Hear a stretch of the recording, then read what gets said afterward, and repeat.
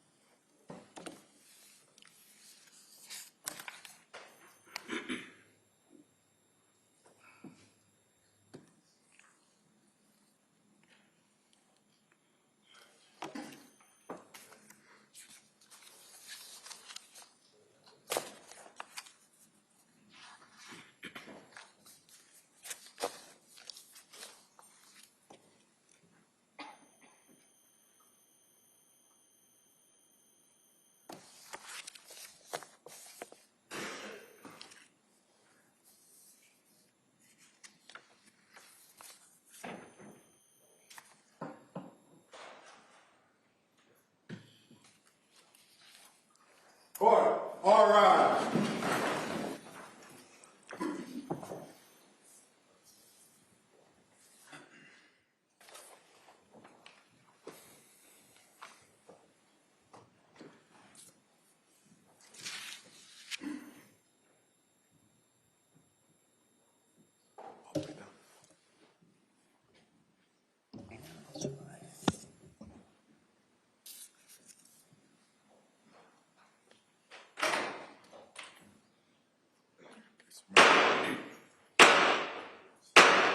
Hear ye, hear ye, all persons having anything to do before the Honorable William Sullivan, Justice of the Superior Court now sitting in Plymouth, within and for the Commonwealth.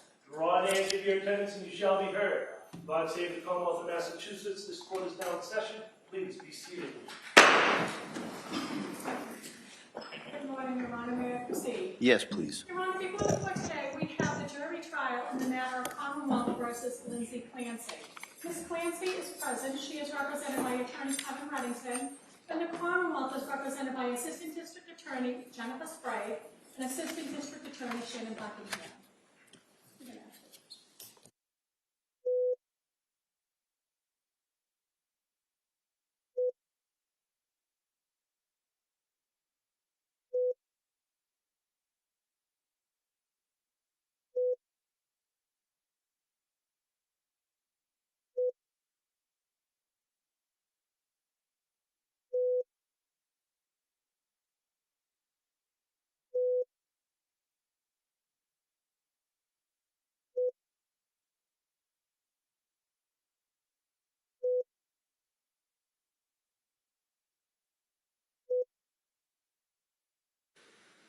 All right. Nice. All right. Thank you, everyone. I'm sorry, that's the technology that we have here. I apologize. Before we get going, I want to ask you just a couple of questions to make sure that everyone was able to follow my instructions from last week. And so the first question would be, has any member of the jury read, seen, or heard, or overheard anything about any aspect of this case that would affect your ability to be fair and impartial as a juror? All right. All answered no in the negative. Number three, the last question I just want to ask you, is there any other serious matter or concern bearing on your service as a juror in this case that anybody needs to bring to my attention? All right, very good. Thank you again for following those instructions. And Madam Clerk? Ladies and gentlemen of the jury, please stand and raise your right hand. Do each of you solemnly swear that you shall well and truly try the issues between the Commonwealth and the defendant at the bar according to your evidence, so help you God? I do. Thank you. You may be seated. Members of the jury, hearken to these indictments. On docket number 2383 CR 00198, offense 001 on the charge of murder, the jurors for the Commonwealth of Massachusetts on their oath present that Lindsay M. Clancy of Duxbury in the County of Plymouth, on or about January 24, 2023, at Duxbury in the County of Plymouth, did assault and beat Cora Clancy, intend to murder her, and by such assault and beating did kill and murder said Cora Clancy.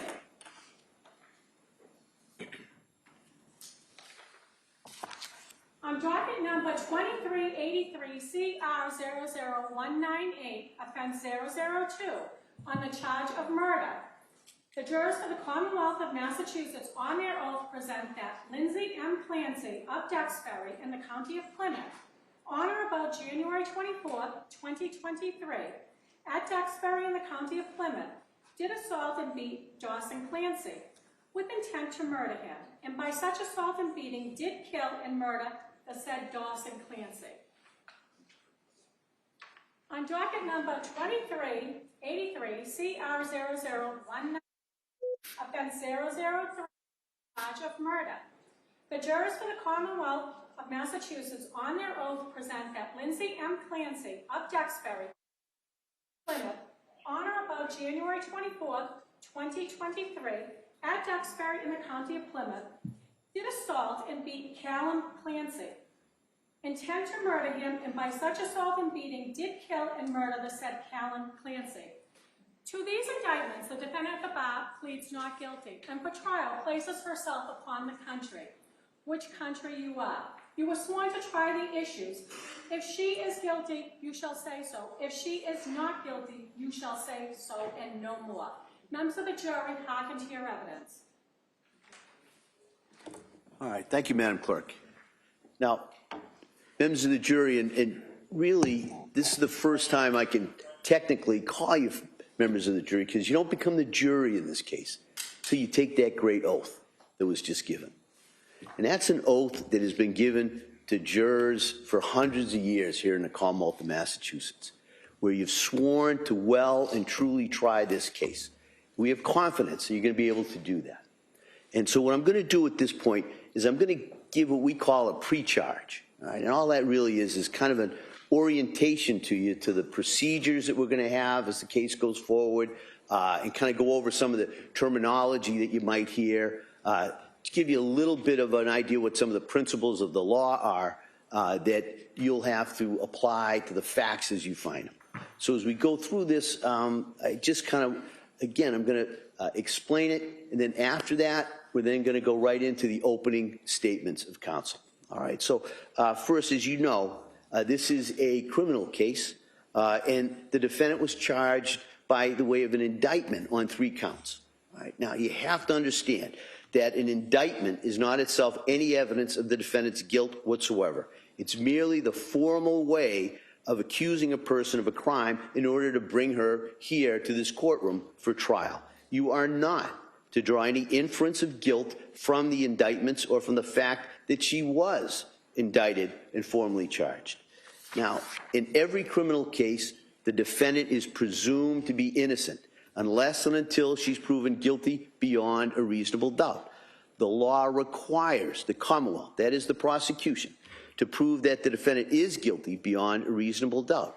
The law does not require the defendant to prove her innocence or to produce any evidence.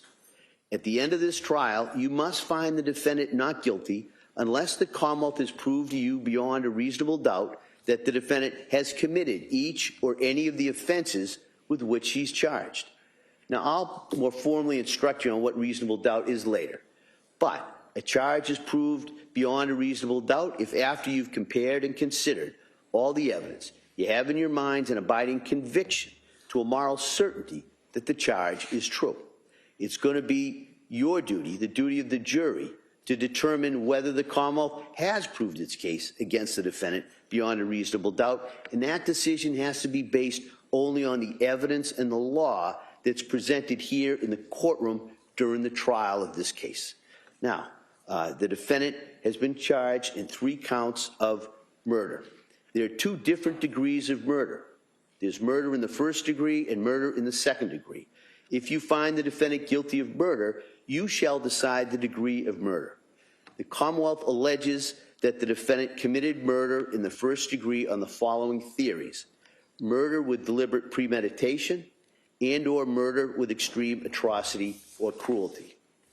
Now, to prove the defendant guilty of any crime, the Commonwealth must prove beyond a reasonable doubt that the defendant was criminally responsible at the time the alleged crime was committed.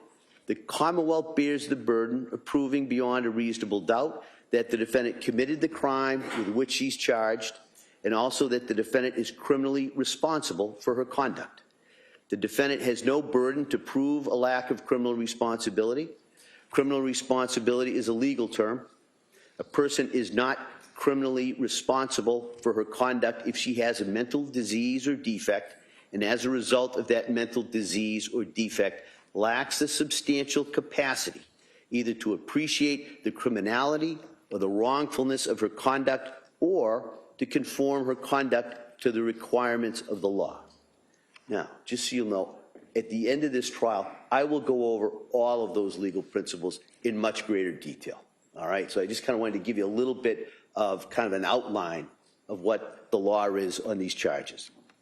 Now, I want to go over how the trial is going to proceed. So that as soon as I'm done giving you this kind of pre-charge, the attorneys for the Commonwealth and the defendant will have an opportunity to present their opening statements. The Commonwealth goes first, The assistant district attorney will make her opening for the Commonwealth, and after that, the defense may choose to make an opening statement at that time. They could defer to give it later in the trial, or they could just not give an opening at all, because remember, the burden of proof is not on the defendant. All right. After the opening statements, one thing I did want to tell you, the opening statements are very important, but they are not evidence. All right. They're really, we used to call it when I was a lawyer, kind of just roadmaps. So you can kind of see where the case is going. So you can kind of see what each party's position is. All right. But they're not evidence. And it's important for you to keep that in mind. After the opening statements, the Commonwealth will then have their opportunity to introduce evidence in support of the charges. After that, the defendant may present evidence in her behalf if she wishes to, but she's not obligated to do so at all. Remember, the government, the Commonwealth, has the burden of proof, and the defendant doesn't have to produce any evidence whatsoever. Now, there also, in this case, may be some rebuttal evidence. So you may, and we'll go over that, kind of how that works in regards to the case when we get to that point. All right. Now, what is the evidence? Well, the evidence is generally from testimony. This is where the witnesses will testify from generally here. There may be some documents, there may be some videos, there may be some audios, and in addition to the evidence, we're going to take what we call a view. And a view, and I'll go over that again also a little bit later, but a view is we're just going to go to a number of spots and sites that may be relevant in this case. We're going to do that probably sometime either later this week or sometime next week. And I'll keep you advised as to that so you can kind of check the weather and kind of how we're going to go. So that would be generally the evidence.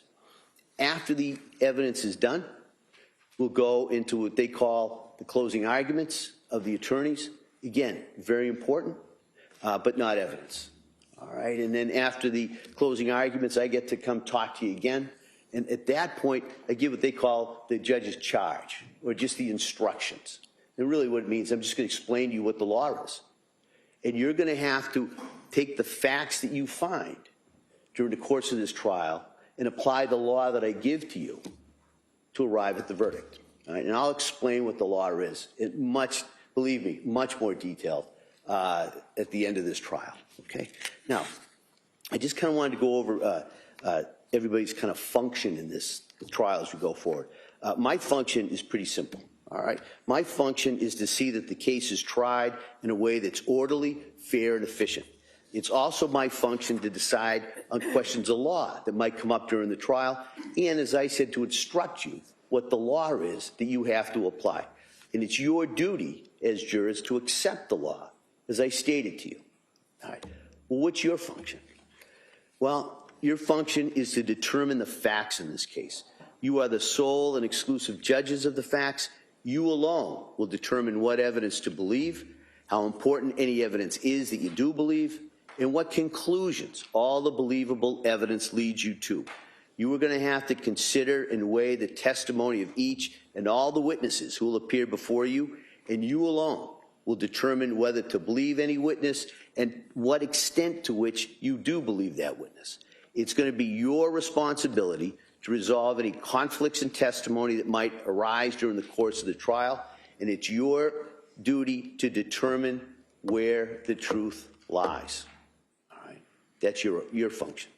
Now, you should, I want to comment, I'm going to sometimes be making rulings on objections and evidence issues. I'm going to be talking to the attorneys and talking sometimes to witnesses.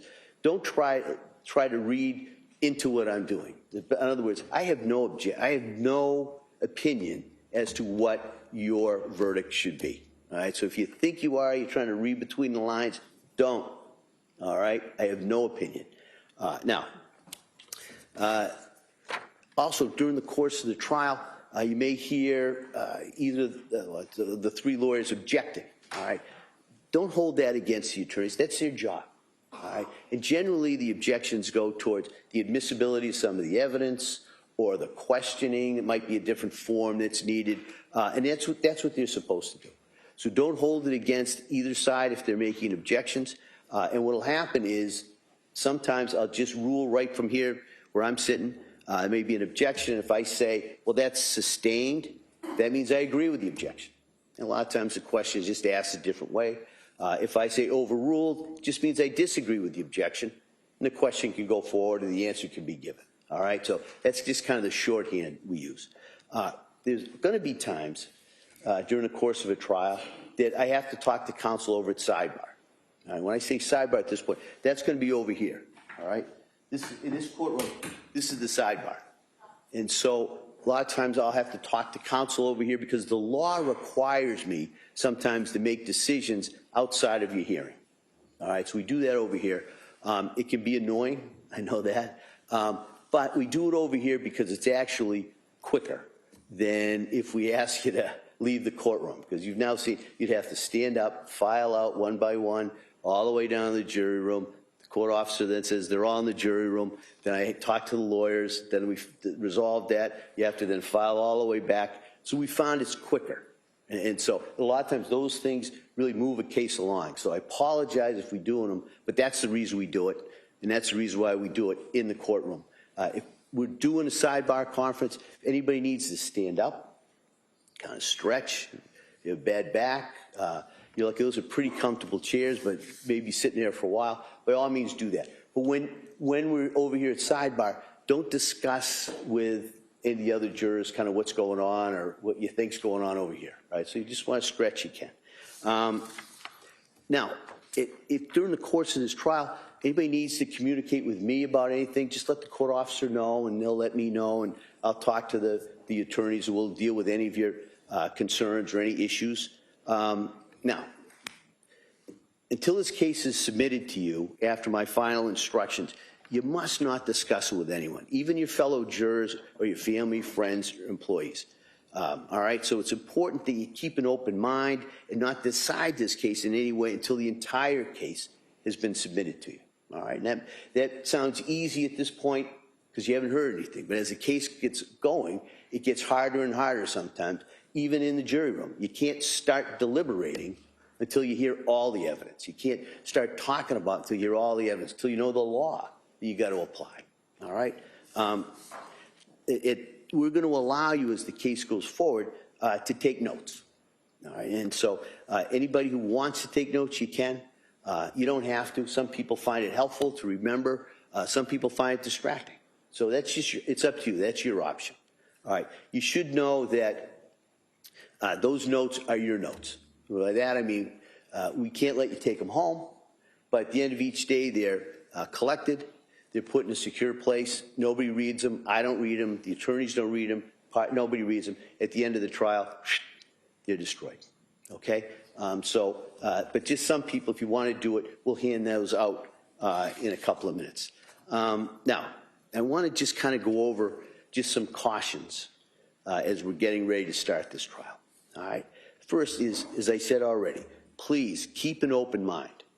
Don't form any judgments or conclusions or views as to any aspect of this case. You haven't heard all the evidence, and you must keep an open mind throughout this case and until the case is given to you in your deliberations. 2, as I said, don't talk about this case, about any aspect of the case, with family, friends, acquaintances, or anybody like that. 3, don't talk to any of the witnesses or parties or attorneys involved in this case. They've been instructed not to talk to you. We really want you to be comfortable, all right? And so if you do pass by one of the people involved in the case, if they go by you and don't say anything to you, don't hold it against them. Don't think they're not being respectful. They're following my instructions. We just want you to be comfortable throughout the course of this trial. Now,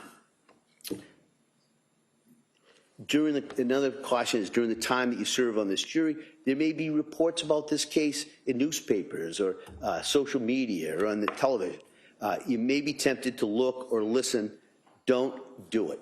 All right? My instruction to you is do not read anything about this case. Don't listen to anything about this case. If something comes on, turn it off. Or if somebody starts talking about it, just say you can't talk about it. And you can blame me. That's my instruction. All right? Now, sometimes during the course of a trial, evidence is presented that produces an emotional reaction. and that might happen in this case. But as jurors who have taken the oath to follow the law, I'm instructing you that the law says you must separate any emotional reaction on your part from the informational value and weight of the evidence. You must find the facts in this case based only on the evidence. All right, I may go into that a little bit later, but I just kind of wanted to remind you of that in regards to that.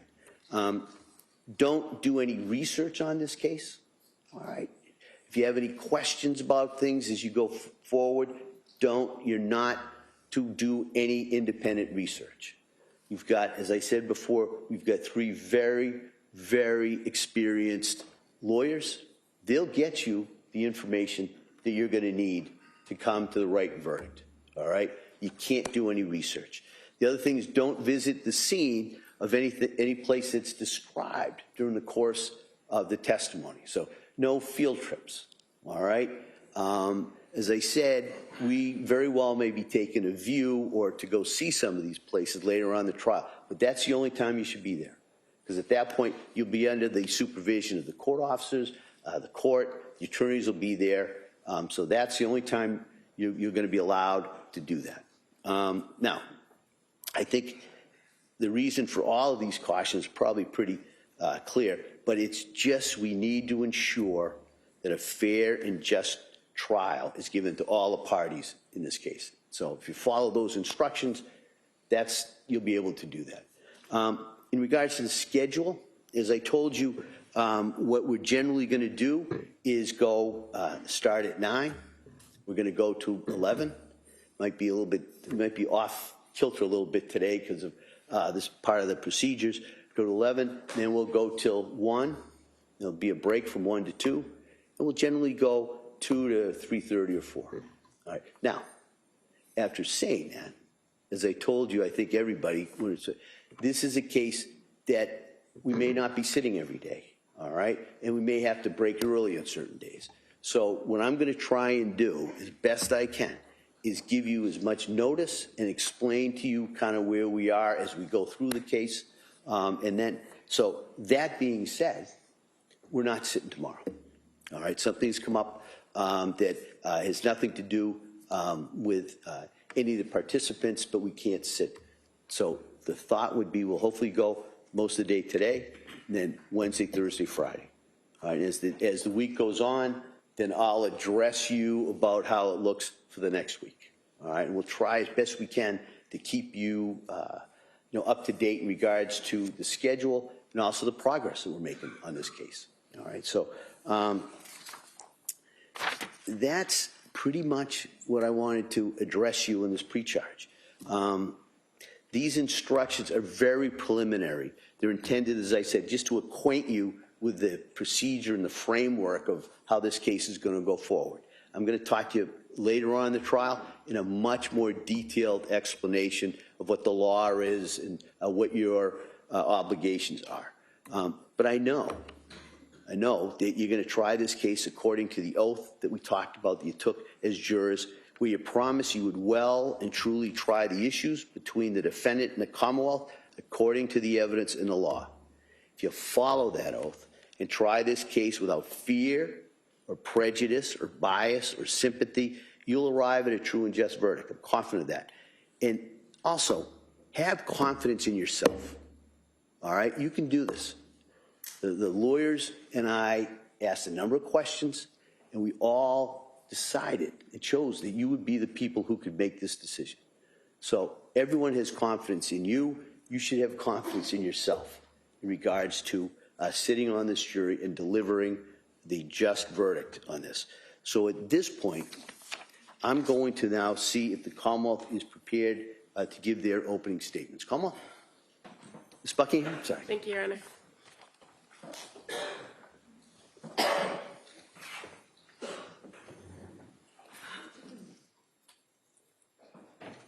Morning, ladies and gentlemen. Cora. She had just turned 5. She was sweet, silly, smart. She loved sparkly dresses and wearing bows in her hair. She loved princesses and baby dolls. She even tried to convince her preschool teachers at the beginning that her name was Sophia because she loved the Disney character Sophia the First so very much. Dawson.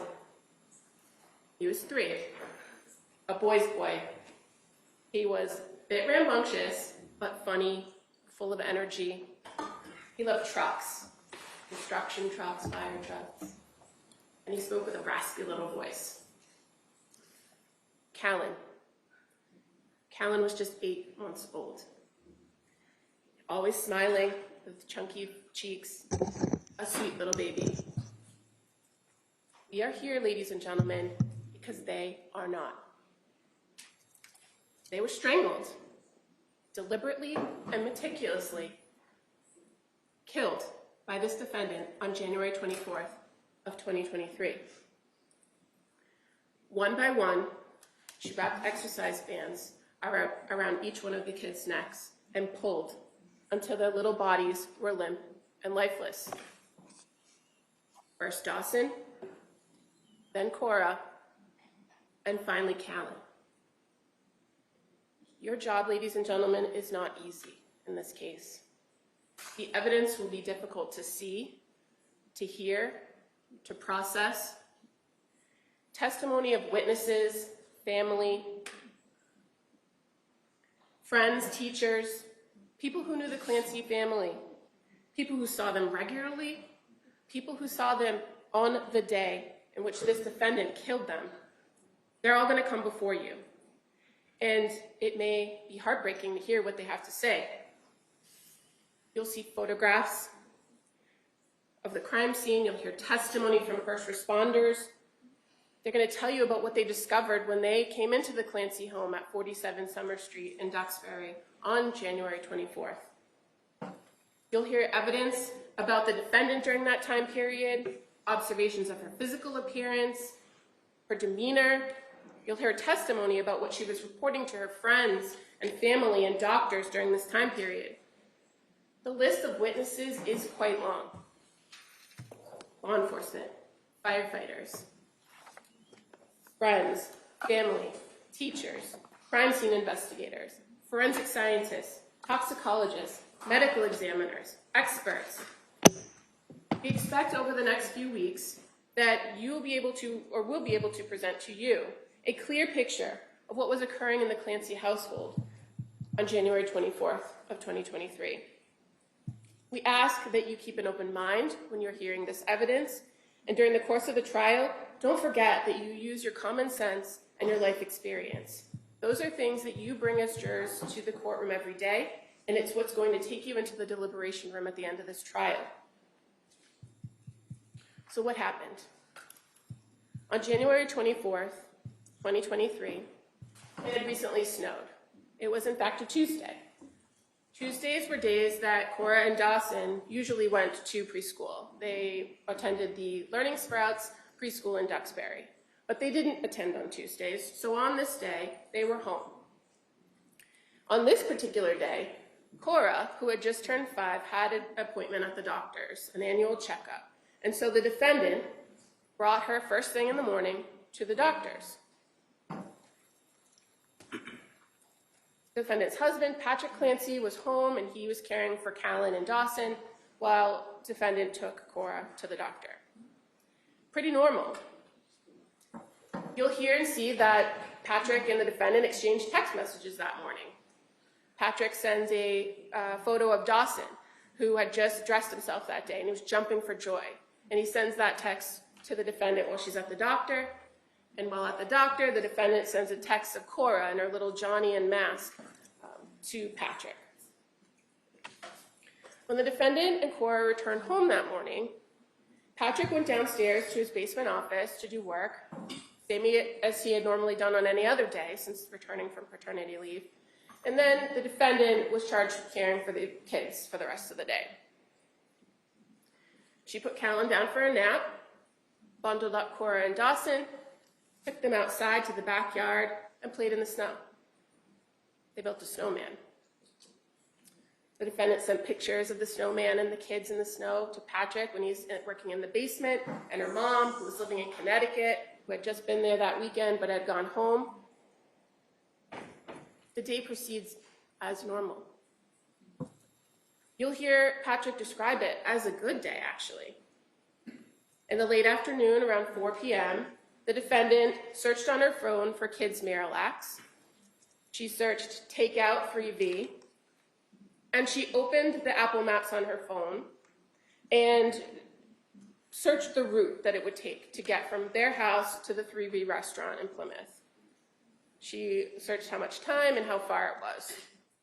Now, this restaurant had been a place that the family had eaten before, but wasn't their normal takeout spot. She also called CVS and asked them about the kids' Pedialax or Miralax.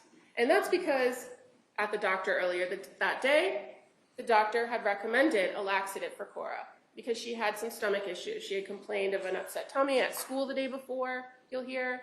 She had some issues where she didn't like to go to the bathroom at school, a little bit embarrassed. So they suggested the Pedialax. So she calls CVS and she confirms that they actually have it at their local CVS in Kingston. Then she sends a text to Patrick and asks if he wants to get takeout, if 3V is okay. She didn't feel like cooking dinner, it was a long day. He says, sure. She calls in the order. When Patrick leaves the house around 5:15 that evening, everything is normal, seems normal. He sees Dawson eating chicken nuggets and green beans on the couch before he walks out the door. Patrick leaves to go to 3V, and he's going to stop at CVS on the way there. That's when the clock starts, ladies and gentlemen. The defendant knows that Patrick has to stop at CVS, go to 3V. She knows that it's about 5 miles from their house to get to the restaurant. She knows approximately how much time she has for him to go there and come back. She then takes the children down into the basement. She separates Dawson from Cora and Callan, and then she proceeds to wrap exercise bands around each child's neck and pull until they are dead. She leaves the bands wrapped around each child's neck and goes back upstairs. In the kitchen, she gets a knife, and then she proceeds to the second floor of the home. In the middle of this, she misses a call from Patrick. He's at CVS. She misses the call. She calls him right back, and they talk for 14 seconds. Nothing that she does or says in that phone call is of concern to Patrick. He proceeds on his task, and she proceeds with hers. She goes to the second floor master bedroom, locks the door, crushes up some pills, and attempts to take her own life. She uses the knife she got in the kitchen to slash her wrists and her neck. She moves the bed away from the wall, away from the window. She opens that window and goes out. She lands on the cold, hard ground. Shortly thereafter, around 6 p.m., Patrick comes home. He's got the takeout bag and the CVS bag with the medicine. He enters into the house through the mudroom door into the kitchen area, places the bags down. It's eerily quiet. He calls to the kids, no answer. He calls to the defendant, no answer. He takes out his phone and dials the number for Lindsay's phone, defendant's phone, no answer.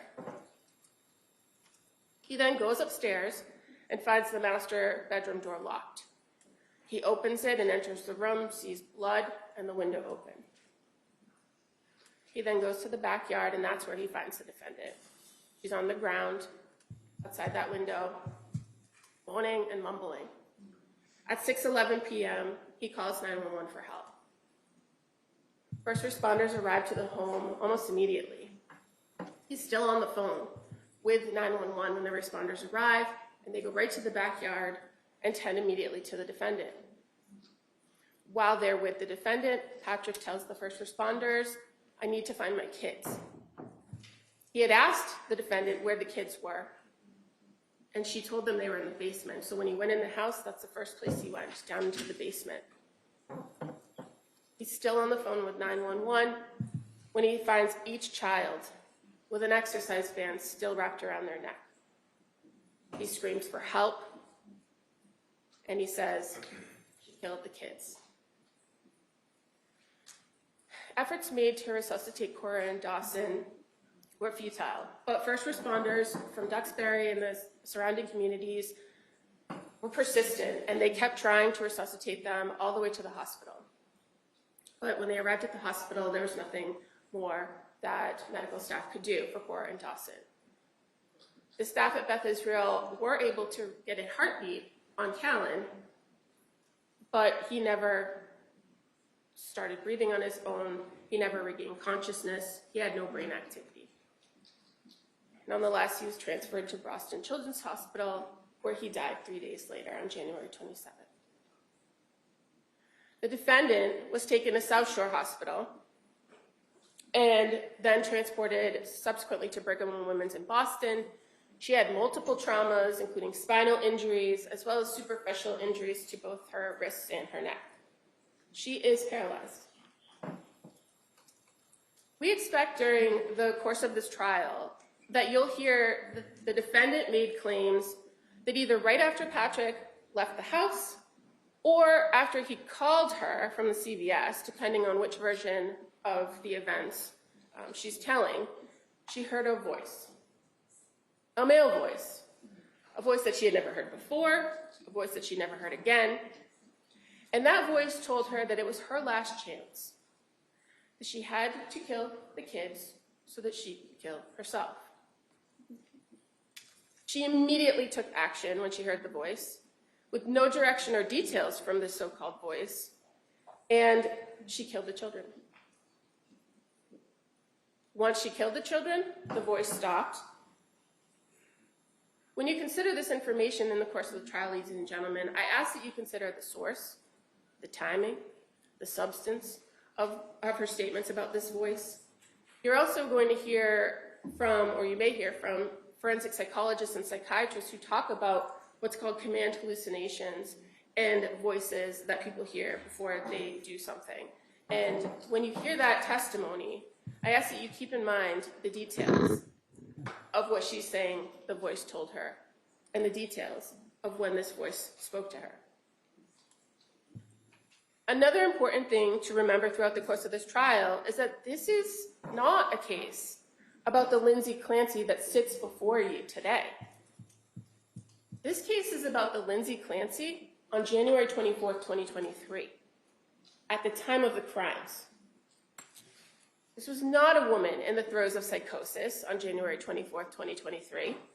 This was a woman who acted intentionally, rationally, and swiftly to accomplish a very specific goal: to kill. You'll see and hear evidence about all the things that she did that day, what she did in the days leading up to this incident, leading to the murders. You'll hear her spending time with her family and friends. You'll hear her appearing to be in good spirits and doing better for all intents and purposes. On that very day, you'll hear she interacted with people at the doctor's office. She came home and took care of the kids. She talked to people on the phone and via text message. The evidence will show you she was not psychotic that day.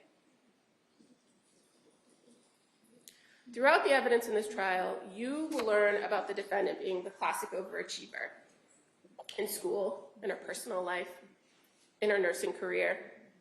She was someone who liked to control every little detail of her life, of her family's life.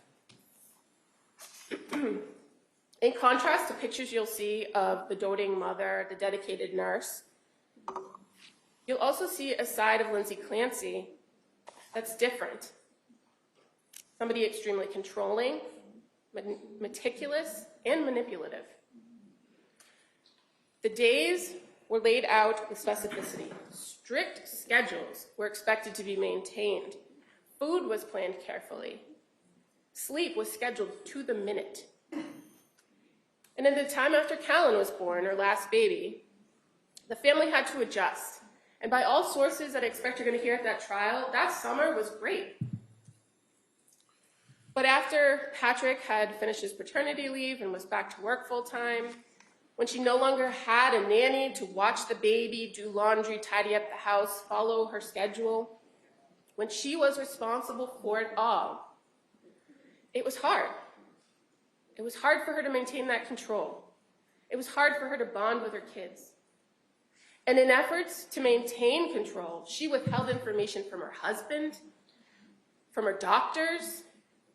She reported serious symptoms that were inconsistent with her daily activities, you'll hear. And ultimately, on January 24th, 2023, the defendant made a calculated decision. This was a woman who no longer liked the life she thought she wanted. It was getting harder and harder to control. And when she saw the opportunity to escape, she made the selfish choice to take it, and to take Cora, Dawson, and Callan first before attempting to take her own life. Ladies and gentlemen, this is not a public debate about women's mental health and how the medical system treats women. This case is about this defendant, Lindsay Clancy. There is no dispute that she was dealing with mental health issues during this time period prior to the murders. There'll be medical records, medical doctors, mental health professionals that will talk about treatment, prescriptions, hospital visits. All that's going to be before you. The evidence will show that this defendant had a means and access to mental health that most people don't. And she chose to deal with her mental health issues in the worst way. She chose to manipulate her providers, seek out the quick and easy fix when she was feeling depressed and anxious. And when she didn't get what she expected, she chose an alternate route. She sought a different doctor. She changed medications after days. She disengaged from treatment when she didn't like the plan. After only 4 months in treatment, she made a choice, a deliberate and intentional decision that she did not want to try anymore. And because no one could take care of her kids the way she wanted them to, she had to take them with her.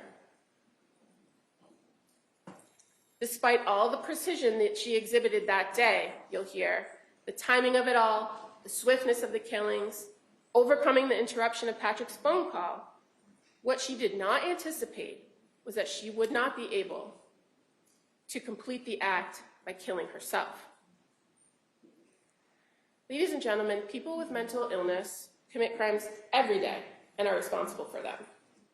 The fact that someone may suffer or have a mental illness, a mental disease or defect, is not the end of the inquiry when it comes to guilt or innocence. It is whether a person can appreciate the wrongfulness or criminality of the conduct and conform their conduct to the law. Do they know what they were doing, and can they control their actions? The evidence in this case will prove beyond a reasonable doubt that this defendant coldly and efficiently executed first Dawson, then Cora, and finally Callan. One by one, she strangled the life out of each one of them. She did so with no hesitation, with deliberate premeditation, and extreme atrocity and cruelty. She is criminally responsible for the murders because the evidence will prove to you that she knew exactly what she was doing. She drew her husband out of the house, their father, so that she had the opportunity and the time to carry out these murders. She maintained the ability to control her conduct, conform her conduct, when she attempted to kill herself to escape the consequences. At the conclusion of this case, we're going to come back and we're going to ask that you return guilty of the murders of Cora Clancy, Dawson Clancy, and Callan Clancy because the defendant committed those crimes.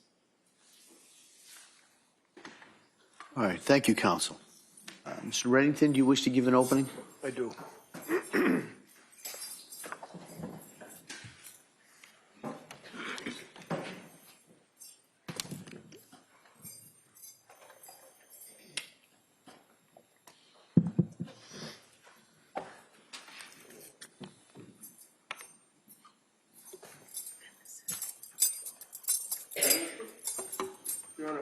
Please, the easel, may it be placed in front of the TV screen so that the jurors are able to.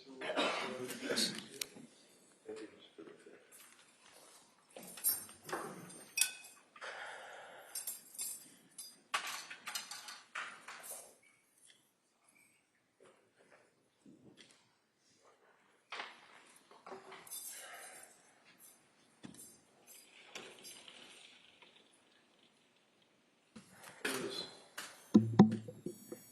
You know, normally,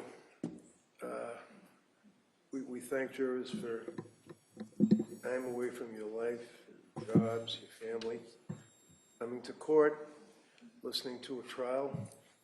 Certainly is a service that's provided by you as citizens, but in this case, God bless you.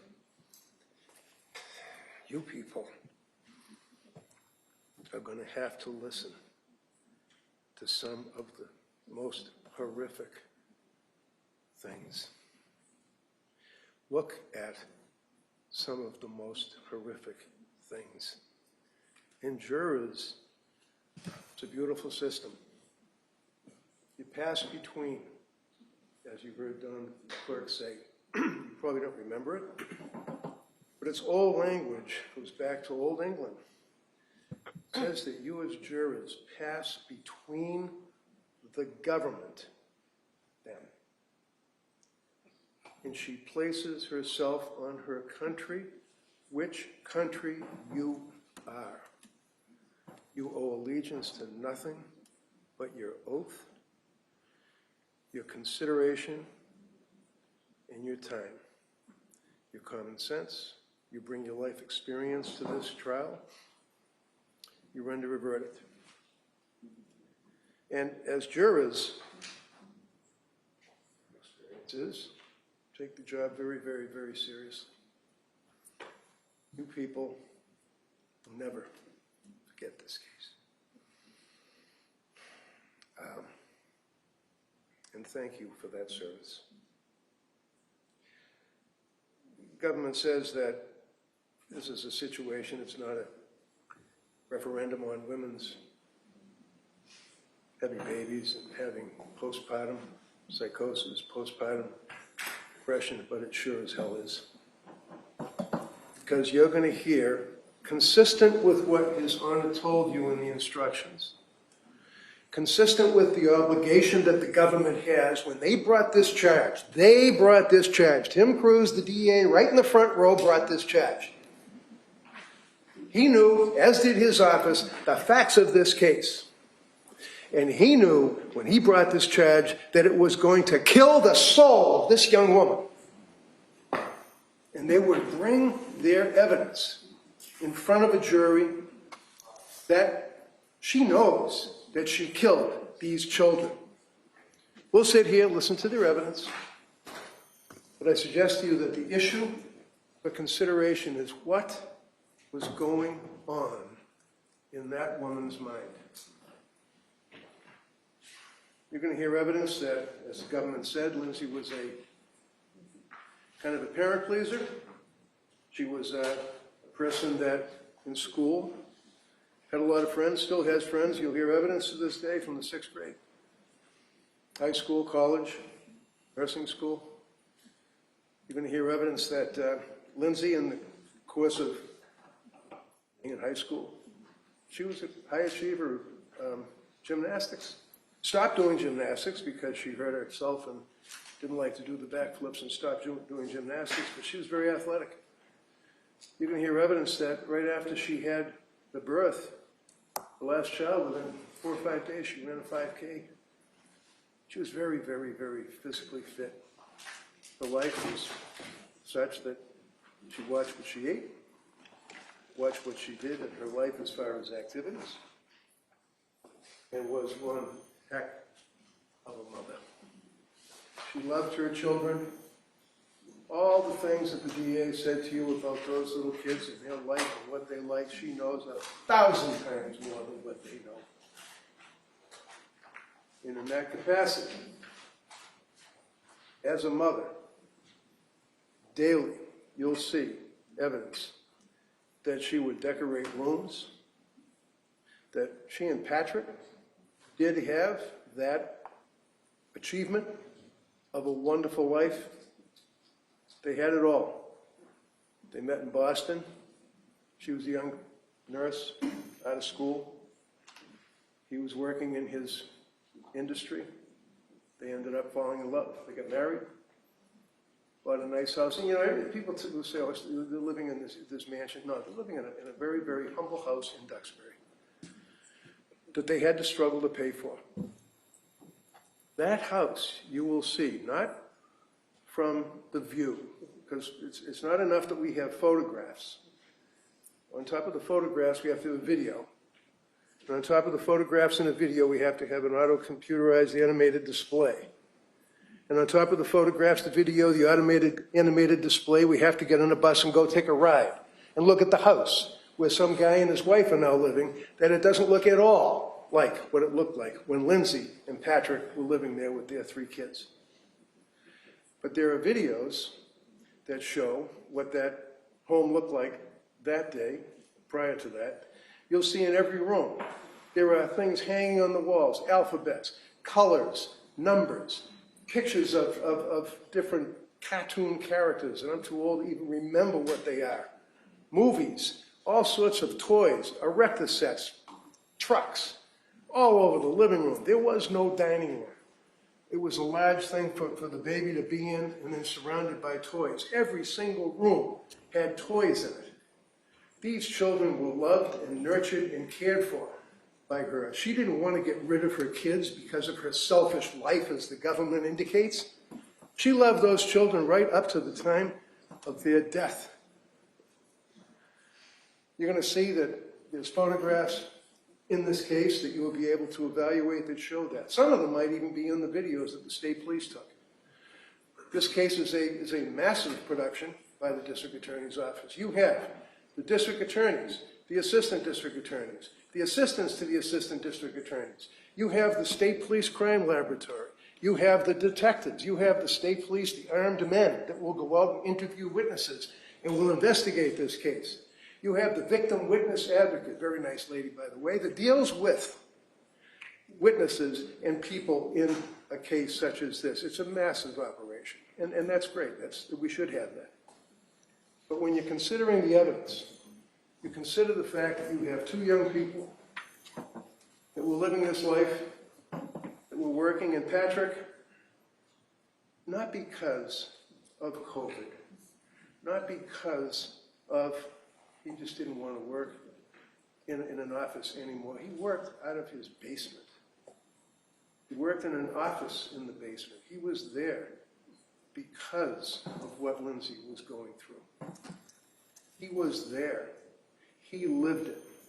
And he will testify to it. He doesn't have to testify, quite frankly, and identify clothing and be distraught and placed in a position of horror in this courtroom. But he will testify to what they went through as a husband and a wife, the wife being pregnant. They had 3 kids. After the second child, she had postpartum. You're going to hear evidence that that's one of the issues that is important because that can lead to bipolar. One of the things that you don't do, which is taboo, is if you have somebody that's bipolar, you don't put them on an antidepressant, you don't put them on Zoloft, you don't put them on what's called an SSRI. Selective serotonin reuptake inhibitors. It messes with your brain. You don't do that, but it was done in this case. The reason that Lindsay went to the doctors was in September 2022. July and August of 2022, they were very happy. Lovely little family. September, things went sideways. And she looked for, and you heard the government saying, and remember what they say in their opening, and remember that when they prepare a case, and remember how they can point at different aspects of a case to show guilt, that show that somebody's conniving. In this case, how many times we heard she faked the suicide. Faked the suicide. Little cuts, dinky little cuts, scratches, you'll hear, stated in the opening statement or time of the arraignment. That she asked for a lawyer. That's rich. You're going to hear evidence that she was in her bedroom after the horrific act in the basement, and that she was up in the bedroom, that she stood in front of a full-length mirror, that she took the knife that was in the kitchen that she had taken, and when she took the knife, she cut her throat in front of the mirror.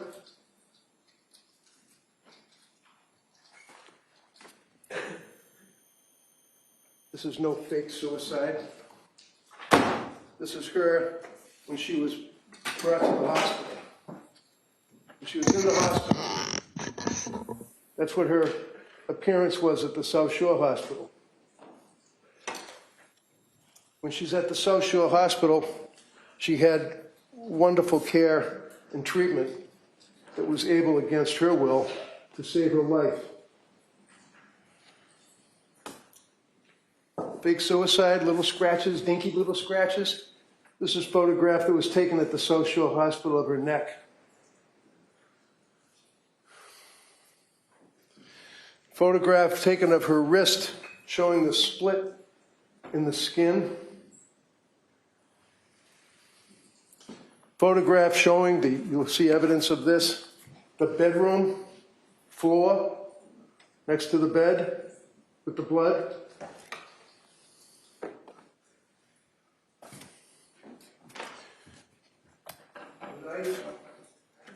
Next to the cup,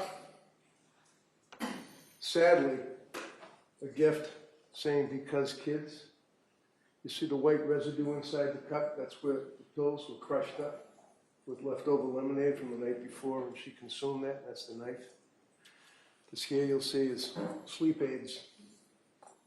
See this here, deep sleep pillow spray. She couldn't sleep. She couldn't sleep for months.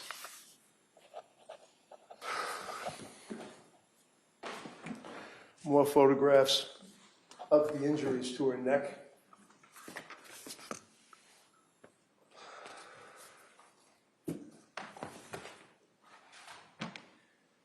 And then, in the course of the fake suicide speculation by the police, you'll see the evidence that she hung on the window ledge and, like Spider-Man, I guess, slid down the wall of the house. You're going to hear evidence that she flung and threw herself out the window, striking her head on the ground, cold ground, causing what's known as a Jefferson fracture of her neck. She shattered, exploded her thoracic spine, shattered her cervical spine, the first disc, broke every rib. And the Jefferson fracture, you'll hear evidence, is not consistent with a fake suicide by any means. Jefferson fracture is consistent with Superman when he got thrown off the horse. It's consistent with people that have the tragedy where they dive into a swimming pool, as a result of which they get that fracture in their neck and they're paralyzed. She's paralyzed. She's not going to get up miraculously and walk out of this courtroom. She's paralyzed and will be paralyzed for the rest of her life. She's living her own hell. She knows what happened with those kids. And she wanted to die. When she was in the hospital, you're going to see evidence. The Brigham and Women's Hospital, when they transferred her from South Shore Hospital, air flight, into Brigham and Women's Hospital, and she was then given the emergency room with the emergency treatment at the Brigham and Women's Hospital. You couldn't move in that room. There was so much equipment, so many wires, so many breathing tubes, so many machines, humming, banging, clicking, and she's spread out like she's crucified on the bed while she's being treated in that room, surrounded by armed police officers. Out in the hallway, guarding the hallway against what? Anyone could guess. Guarding the hallway, guarding the room, guarding the bed, standing there. She's handcuffed to the bed. She goes to South Shore Hospital. Government speculates that, again, you see how the government is able to create what they want for facts, that she is so cold and calculating that she said that she heard voices after I brought a psychologist, Dr. Zeisel, into that room to see her. I had to move heaven and earth. You'll hear evidence that they wouldn't even let her have visitors. She couldn't even see her family for over a week. The cops wouldn't let anybody near her. That room was an armed camp. I had to move heaven and earth and practically get a court order to be able to get in there and see her while she's laying in the bed. And they suggest, and will suggest, that she said, I heard voices, I heard command hallucinations telling me to kill the kids and then kill myself, after she talked to Paul Zeisel as if he was telling her what to say because I'm the lawyer and I brought him into that hospital. You're going to hear evidence that Paul Zeisel is one of the most respected psychologists. You're going to hear evidence that he was embedded with the military in Afghanistan for years. You're going to hear evidence that he works for the government when there's a shooting involving the FBI, the CIA, or any of those alphabet soup cops. He's involved out interviewing these people for post-traumatic stress. I knew that he was the man to talk to this young woman in the hospital. When I finally was able to get into that room, into that hospital, he was with me. He did not tell her command voices. He, as a human being, gave her a cell phone so she could call Patrick. But you know what? You're going to hear evidence from a woman who works at Brigham and Women's Hospital. I saw Lindsay as soon as she came out of her coma. She is a woman that works with the religious services in that hospital. And the first thing that Lindsay wanted to know is, where's my family? And then she told her about what happened and told her about the command voices. And this is well before she ever met me or Paul Zeisel. So you have to keep focused on the evidence because it's so easy to manipulate. There's no fake suicide. And there was no plan to fake her sickness. This is a young woman that, with her husband, tried very hard to get the help she needed. She went and saw a doctor by the name of, oh, by the way, remember in the opening, the government says she shopped around for doctors, I guess, that she wanted to get doctors to, I don't know, give her drugs or something. You can hear evidence that she went online and she looked for someone that was into neonatal or post-baby delivery because she knew that she was in trouble. She couldn't sleep. She had insomnia. It wasn't just, you know, when you get up in the middle of the night because your phone's on. She couldn't sleep. She could only get 2 hours a night, 3 hours a night if she's lucky, as time went on.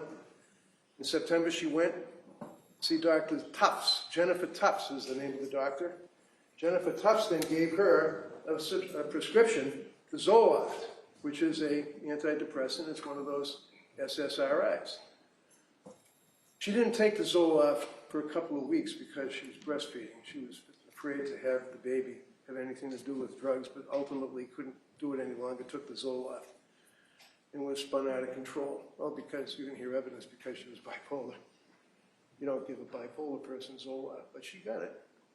You're going to see what the effect was that it had on her as that week went on, as that month drove on, and she couldn't sleep, and she was unable to emote, had no emotions, had no feelings, was unable to really react to anything, but had to take care of the kids. And as the government says, well, she was able to talk to people, she was able to talk to neighbors. Sure, you're going to hear, because if they don't call them, we're going to call them. People that knew Lindsay as a mother, people that knew Lindsay, teachers of those kids will indicate what kind of a mother she was, as will neighbors, as will friends, as will people that saw her during that period of time. You're going to hear evidence from Patrick as to the effect that this sickness had on her. She was looking into it. You're going to see her Google searches. You're going to see her Google searches go on and on and on about how to take care of postpartum. What type of drugs? Can you become addicted to benzodiazepines? What about, is it possible to have a treatment, a ketamine treatment? What do I do as far as insomnia? What do I do about my thoughts to kill myself? Ways to kill. How do you kill? What do you do to kill? Government lashes onto that. Oh my God, she's looking up ways to kill. Let's make that a basis of our prosecution on this case. This is not a righteous prosecution. They're looking for every single piece of evidence that they can to show some ridiculous concept that she wanted to kill her beautiful kids because she didn't want to be a mother anymore. This is a woman that was a nurse. She worked for one of the best hospitals in the country. She was in a labor delivery. You're going to hear from labor and delivery nurses that will tell you how dedicated she was. Cora was named after the very, very first baby that she delivered as a nurse in the hospital. That's where the name Cora came from. Cora was named after her first delivery. This is a woman who did nothing in her life but dedicated her life to helping people and be a good person and a good nurse and a great mother. And as time went on, looking like anyone else would, please help me. That's what it's all about. Give me help. And people can say, well, the government will say, God, she was able to talk to people. She wasn't drooling. She wasn't putting tin foil inside of a hat when she was going to the schools. No, she was able to talk to people. We actually have, we meaning the government, we have video of her and Patrick and the kids at the Museum of Science. And they were actually having a good time. We also have video that shows them down at the Cape Cod, down the Cape, with the kids. And they're in bathing suits. I guess she was fine. She put on a pretty good face. So what does she do? She goes to see, September 12th of 22, she looked for a psychiatrist. That's when she hooks up, if you will, with Dr. Jennifer Tufts, early October of 22, initial appointment. October 20th of 22, reports the adverse reaction that she was having to the selective serotonin reuptake inhibitor Zoloft. November 16th, she goes to the South Shore Hospital emergency room because she was so depressed and so maxed out from lack of sleep and so unable to emote. She couldn't laugh, she couldn't cry, she couldn't have any feeling. She was a robot. She went to South Shore Hospital. She was referred and engaged with South Shore Perinatal Behavioral Health. This was Patrick's mother.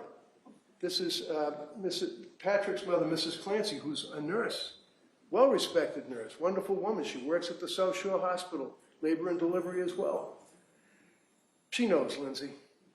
And she told Lindsay, you gotta go to this outfit here, which was the South Shore Perinatal Behavioral Health. She didn't look them up because she wanted to get drugs. She was referred by her mother-in-law, who's a nurse. She went to see these people, November 21st of 22. When she was engaged at the South Shore Perinatal Behavioral Health, she's going on one drug to the next to the next. The drugs that she was prescribed, you see here, and you'll hear evidence that, first off, Jennifer Tufts, September 15th, 22, sertraline, that's the Zoloft. Then lorazepam, October 21st, Jennifer Tufts. Then hydroxyzine, Jennifer Tufts. Lorpazam, Jennifer Tufts. Buspirone, Jennifer Tufts. Lorazepam, increase, Jennifer Tufts. Buspirone, increase from 1 milligram to 5 milligrams, Jennifer Tufts. Trazodone, from another individual. Fluoxetine, 10 milligrams, from another person named Julie Paul. Julie Paul worked at the South Shore Hospital when she went there to go to try to get some help from South Shore Perinatal Behavioral Health. More medications, spiraling, continuing on, down. Pat lived this, and he will testify to what they went through. At this point, at the end of November, around Thanksgiving, she's reporting disassociation and confusion. They put her on Remeron.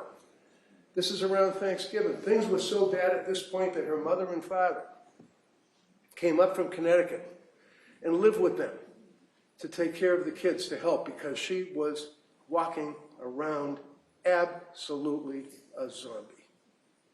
She would rock on the sofa, crying hysterically, banging her head into the pillow of the sofa. Patrick will tell you what he observed with her.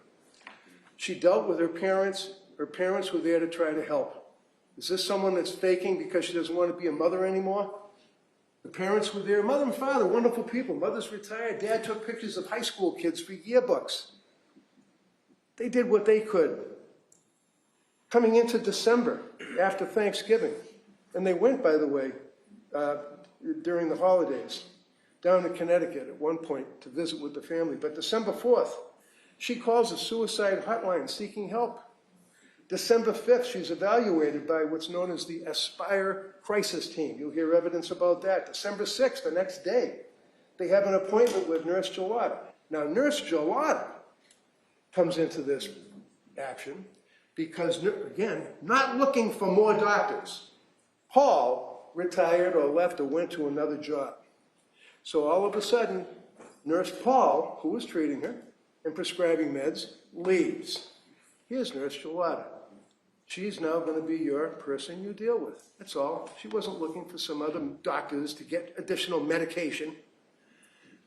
She now is dealing with Gelada. They have an appointment with Nurse Gelada. And Pat goes with her because he was so upset and says to Gelada, you'll hear evidence, do you think possibly that she's over-medicated? Do you think somebody screwed up? And she says, it's possible. And then she puts her on more medication. She puts her on, okay, December of 2022, you're going to see that Nurse Gelada, who is now on this chart, is in blue. Nurse Gelada puts her on quetiapine, 25 milligrams, November 30th. December 6th, diazepam, 5. December 7th, diazepam. December 7th, quetiapine. December 9th, diazepam, 5. December 13th, diazepam. And then she goes back to Jennifer Tufts because they just couldn't handle dealing with Rebecca Gelada because she wanted to wean off the drugs. Gelada told her to stay the course. She ends up going through the December 19th, 21st, 22nd, dealing with quetiapine, 300 milligrams of quetiapine. Now, what happens is they then suggest that what she has to do is go to Mass General Hospital. She goes to Mass General Hospital. At Mass General, they say, well, you can do like a day program, or you can go to this fantastic program down in Rhode Island called Women and Infants Program. So she goes to Women and Infants Program. She goes down for a day. She sits there in a group with other mothers, and they talk. And they look at her medication, and they say, you're going to see it in the medical records. We can't really help you as postpartum, and that's what they specialize in, because you've got medications that you're going to have to clear, because the medications can be affecting you. She was there for a day. One day. They never said anything. You're not suffering from postpartum.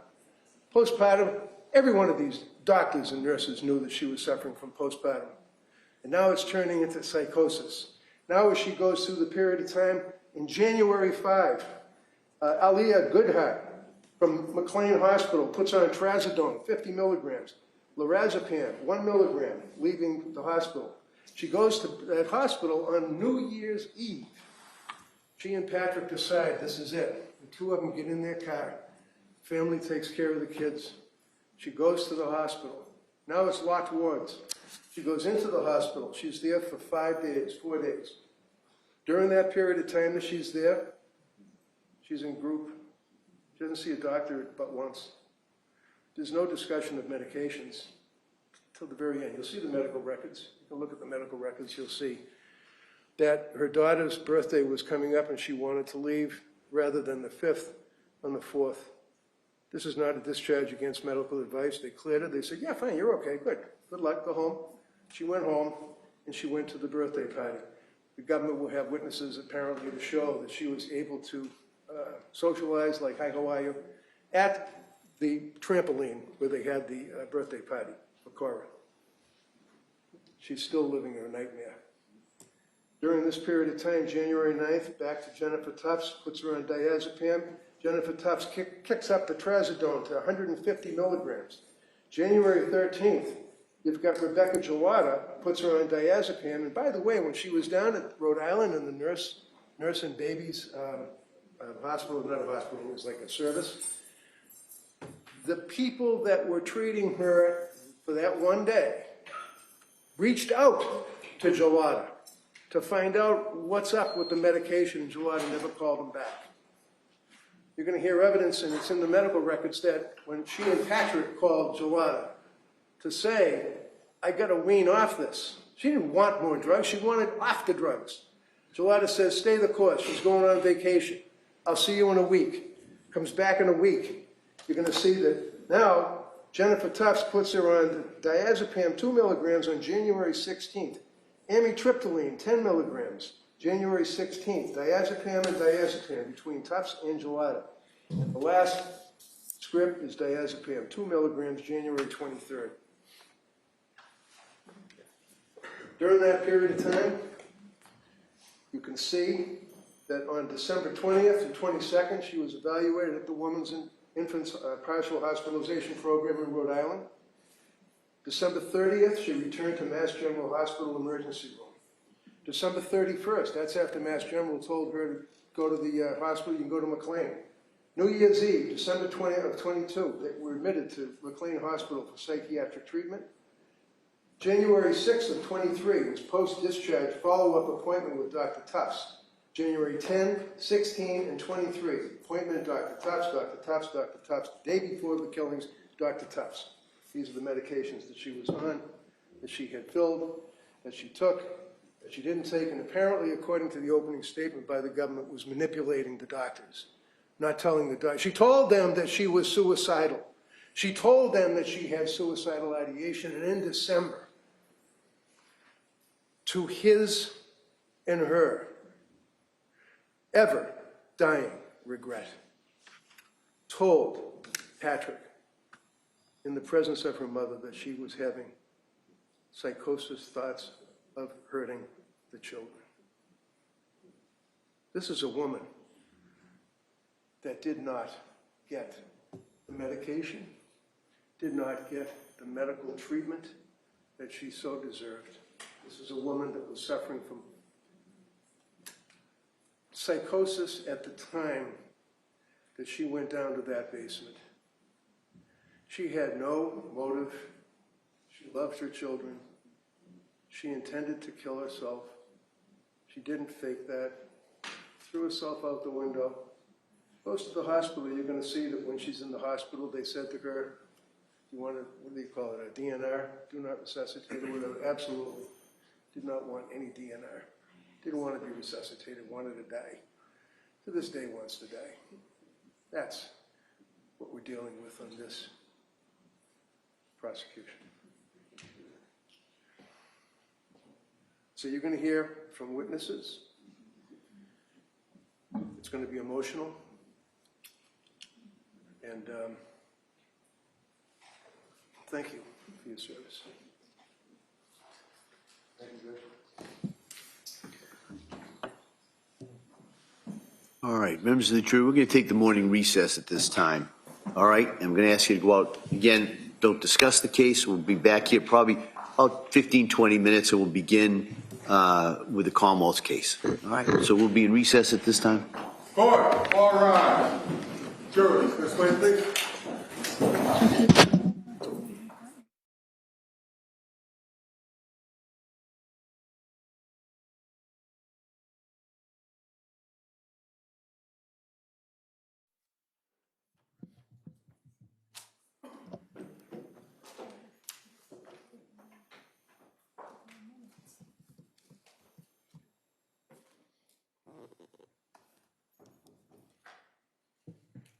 All right, counsel, we need to discuss anything at this time? No. Your Honor. Okay, so we'll be in recess for about 20 minutes. Thank you. Thank you. Clear the courtroom, please. Thank you.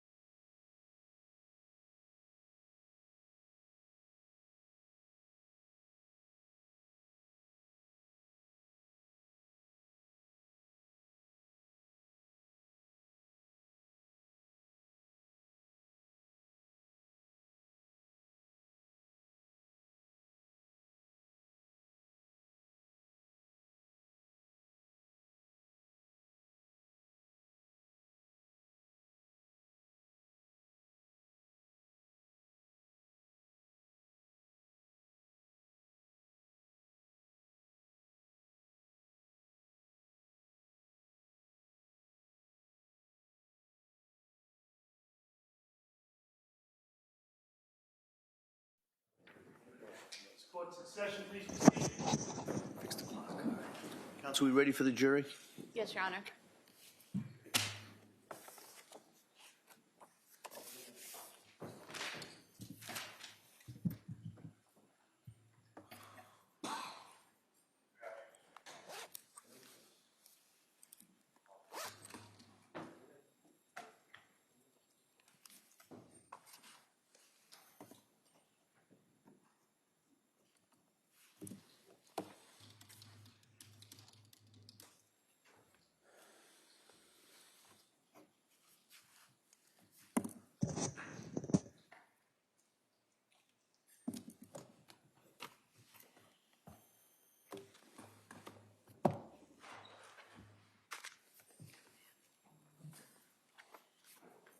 Court, all rise. Jurors enter.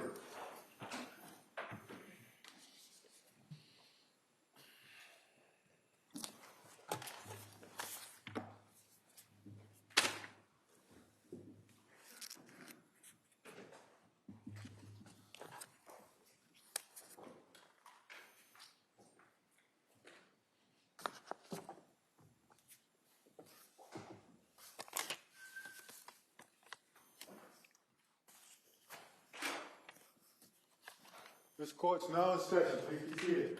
Your Honor, for the purpose of the record, we return back to the trial of Commonwealth versus Lindsay Clancy. All parties are present, including the defendant. All right. Well, members of the jury, thank you for your patience with us. We're now going to begin the presentation of evidence. Commonwealth, can you call your first witness, please? Thank you, Your Honor. Commonwealth calls Patrick Clancy.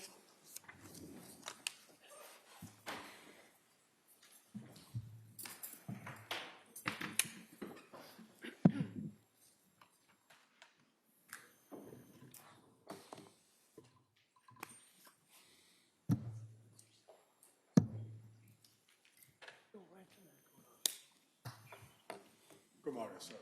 Can you stop right here? Raise your right hand to the clerk, please. Good morning. Do you solemnly swear that the testimony in the evidence you shall give to the court and the jury, in the matter now pending between the Commonwealth and the defendant, the fact shall be the truth, the whole truth, and nothing but the truth, so help you God? Thank you. You may have a seat, sir. All right. Good morning, sir. I'm going to ask you to speak into that microphone. You can be seated if you'd like, if you're more comfortable. Okay. All right. Commonwealth, please. Your Honor. Good morning. Can you please state and spell your name for the record? Yeah, my name's Patrick Clancy. It's Patrickclancy. And what is your date of birth? June 15th, 1988. What city do you live in now? New York. And what do you do for a living? I work in tech. How long have you worked in tech? 14 years. And were you previously married to a person named Lindsay Clancy? Yes, And you're divorced now, is that correct? correct. Do you see that person in the courtroom today? Yes. Could you point to them and describe something they're wearing? It's not necessary. She's wearing a pink shirt. Record will reflect the identification of the defendant. Thank you. Where did you meet the defendant? In South Boston. And when was that? I think it was May 2013. And how did you meet her? Through my cousin. And would it be accurate to state that your cousin had been college roommates of the defendant? Yes. And at some point in time, did you start dating? Yes. And around what time was that? July 2013. Did you eventually move in together? Yes. Do you remember when that was? September 2015. And where did you live? In Quincy. How long did you live in Quincy? 1 year. And where did you go after that? We bought a house in Weymouth. And how long did you live in Weymouth? 2 years. Did you eventually get married? Yes. And when was that? December 2016. And was that while you were living in Weymouth? Yes. Did you have your first child when you were living in Weymouth? Yes. And what was her name? Cora. And what was her date of birth? December 24th, 2017.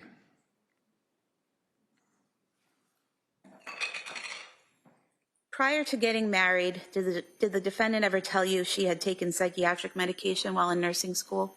Not that I recall. After having Cora, did the three of you move somewhere else? Yeah, we moved to Duxbury, And what was your address in Duxbury? 47 Summer Street. And do you recall when you moved there? I believe it was July 2018. And where were you working at that time? I was working for a startup called Automation Anywhere. At some point in time, did you start working for Microsoft? Yes, And when was that? May 2020. And when you worked for Microsoft, did you go to an office or did you work from home? I worked from home. And was that from 2020 onward that you worked from home? No, I started working from home in 2018. 2018, okay. So from 2018 up until, let's say, 2023, you were working from home, is that correct? Yes. And did you have an office in your home which you worked out of? Eventually, yeah. And where was that located? In the basement.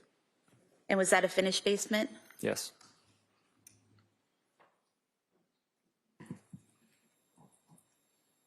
Going back to after Cora was born, do you recall the defendant having any physical issues after the birth? Yeah. And what were those?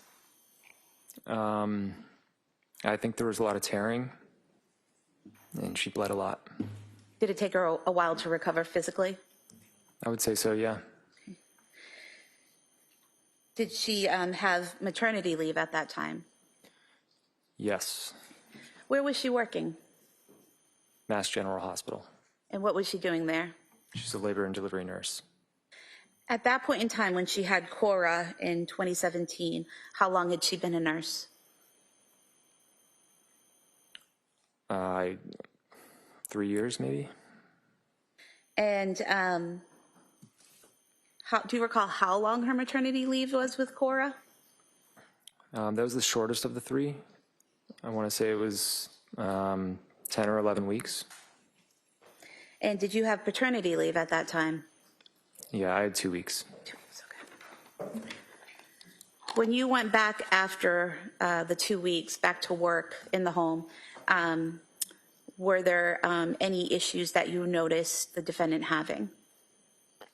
Yeah, I'm sorry. I just want to correct an earlier statement. I was working for Pegasystems when Cora was born. Okay. And then eventually you worked for Microsoft? Yeah. Okay. And so after the 2 weeks of your paternity leave, the defendant was still on maternity leave, correct? Yes. Okay. And did she have to take any psychiatric medications at that time? Not that I know of. She had a lot of anxiety, but Okay, so you're saying that she had some anxiety at that time, is that correct? yeah. How did that manifest, or how did you know that? She just really struggled with the date of going back to work. So immediately after having Cora, as she healed physically, what was her mood like when you're both on leave? It was great. It was good. Good, okay. I mean, relatively, yeah. And so did the anxiety start as it became closer in time to when she had to go back to work? Yes. How many shifts was she working at that time? Before Cora was born, she was working at least 40 hours, maybe more. After she went back to work, it was, I think, initially just one. One shift? Yeah. And was that a 12-hour shift? It was per diem, Per diem. and then she eventually did 2 shifts. Okay. I think it was 20 weeks. After 20 weeks, she moved to 2 shifts? I'm sorry, it was 20 hours a week. 20 hours a week, okay. And so from the time she worked her way back up to 20 hours a week at work until she had your next child, did it remain that 20 hours per week that she worked? Pretty much, yeah. Okay. And did you have any assistance in the home during that time after she went back to work? A nanny or a babysitter? Yeah, we had babysitters. We had a babysitter who came probably 12 hours a week. And did that typically happen after your wife had a shift, that the nanny or the babysitter would be there? Yeah, so she could sleep. Did the defendant work overnights? Yeah. And how long did you have that nanny or babysitter for? Several years. Do you remember her name? We called her Miss Jen Miss Jen? Do you remember her last name? Shanahan. And then you had a second child, is that correct? Yes, And what was their name? Dawson. And what was Dawson's date of birth? September 30th, 2019. And was Miss Jen still helping out in the home at that time? Yeah. And what was Dawson's delivery like? Pretty traumatic. How so? He was in I think a breech position. So he came out in I guess I don't know much about it, but not an ideal way, and it caused just significant bruising and tearing. So again, did the defendant with this second pregnancy have some pain and difficulty physically healing from the birth? Yeah, much more so than Cora. And was she on maternity leave at that time? Yes. How many weeks leave did she have at that time? I don't recall, but I think it was more than the traditional 12. I want to say it was 13 or 14, maybe more.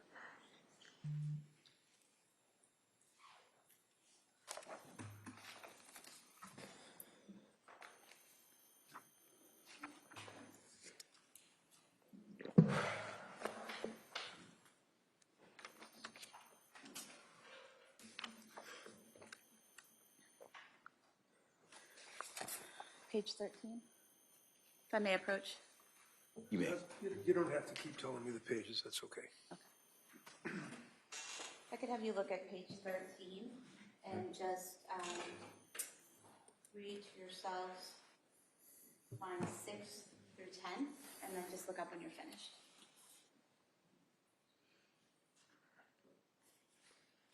Thank you.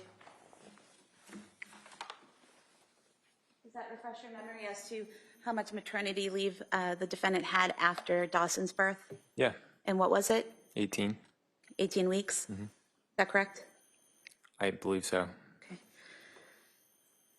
And, after dealing with the physical pain of birth and starting to heal, how was her demeanor and experience during that maternity leave? I think it was fine at first. It was always when she had to go back to work, that's when she struggled. So, Okay.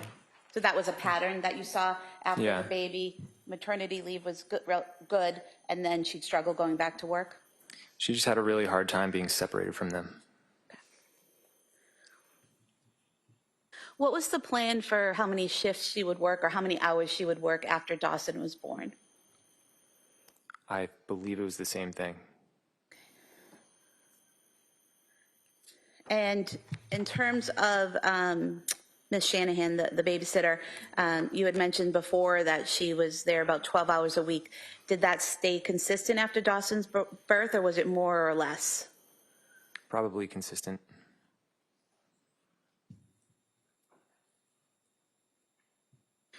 After Dawson's birth, did the defendant ever tell you whether she was on any psychiatric medication after Dawson's birth? No. Did she seek treatment or tell you she sought treatment after Dawson's birth? Yeah, she got a therapist for a short period of time, but it didn't last very long. Did she tell you that at the time or later? At the time. Okay. And did she have any psychiatric hospitalizations or commitments at that time? No. What about after Cora's birth? Any psychiatric hospitalizations or treatments? No.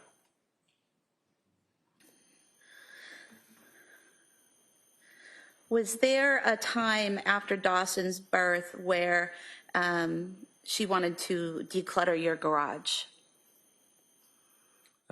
Maybe at some point. Okay. And did you assist her with that? Yeah. And how was that done? We had a lot of stuff to throw away, and I think we sold some stuff on Facebook Marketplace. We just had a lot of stuff. So did the two of you go through the items in the garage and organize it into what you would keep, what you would throw away, and what you would sell? Yes. Okay. And so it was very organized? I would say so, yeah. And you finished the project, is that correct? It was always ongoing. Now, eventually you had your third child, correct? Yeah, And what was their name? Callan, And what was his date of birth? May 26th, 2022. Can you describe that delivery for us? It was great. From what I could tell, it was relatively quick. It was during the day.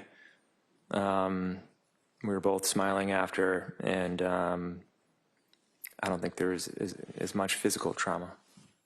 Nothing compared to what happened with Core or Dawson, is that correct? Correct. Did the defendant have maternity leave after Callan's birth? Yeah. And how long was that leave? She never went back. How long was it planned for initially? I want to say 18 weeks. And were you on paternity leave as well? Yes. And how long was your paternity leave? 12 weeks. So with Callan being born on May 26, 2022, the two of you were home with the children that summer on leave, is that correct? Yeah.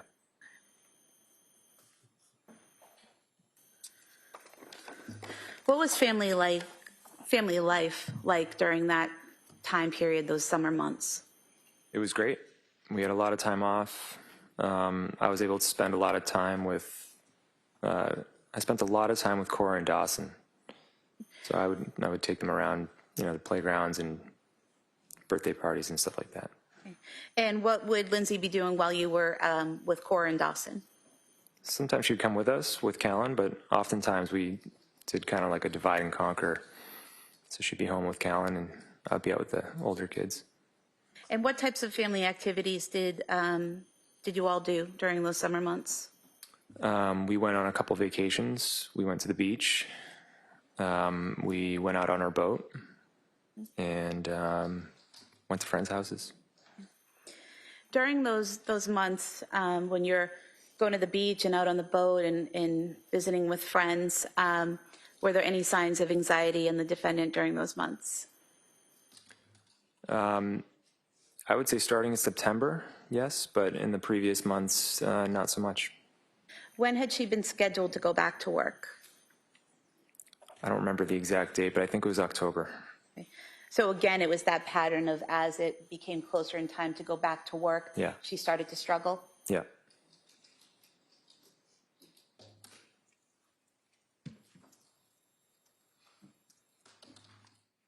During the times when she would get anxious, when it was time to go back to work and she would start being anxious, did you ever have any difficulty understanding her when she spoke? No. And did she ever exhibit any behavior that made you concerned enough to call a doctor or want to commit her? No. When she was showing this anxiety, what were you seeing in her behavior? Just a lot of stress. There were days where she had all three kids, and there's different nap schedules and different needs. So it was just really stressful. Okay. And you're still working in the basement office at this point after Callan's born, correct? I went back to work late August. Okay. And when you work downstairs, how often would you come upstairs during the day? All the time, for lunch or just to say hi. Were there times when Lindsay would ask you to hold the baby in the office while she was doing something? So, yeah. Okay. And were there times when you would watch one or more of the children while she took another to a doctor's appointment or to an errand or something like that? Yeah, if it worked out with the schedule, yeah. Okay. What was the plan in terms of how many shifts or hours she was going to work after Callan? I believe the plan was 2 shifts per week, but there was a lot of flexibility. She could have done really anything. Do you recall saying previously that you were going to start off with one shift and hopefully move to two? I could imagine, yeah. Okay. And you said there was some options, correct? What were those options if that didn't work out? Well, I always put money aside in basically our own maternity account, just so that if she needed more flexibility, we planned for that. So if she needed more time off, more than what her work would provide for her, you were financially secure enough to afford that at that Yes. time?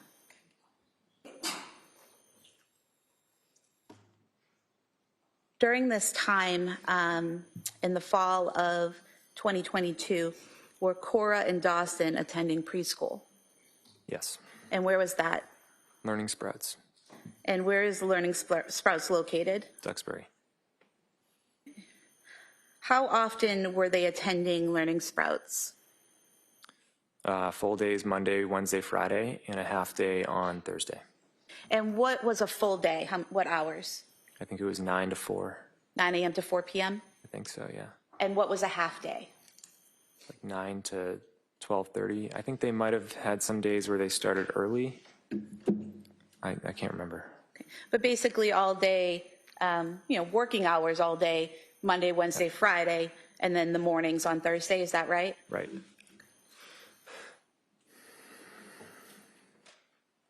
And who would do drop-offs for school? We both would. And what about pickups? Both of us. Together or take turns? Usually we would take turns. Now, at some point in time after Callan was born, did you hire a nanny? Yes. And when was that? I think it was in August or September. Of 2022? Yeah. And who was that nanny? Lainey. I don't remember her last name. Does Elaine Rossi sound familiar? Yeah. And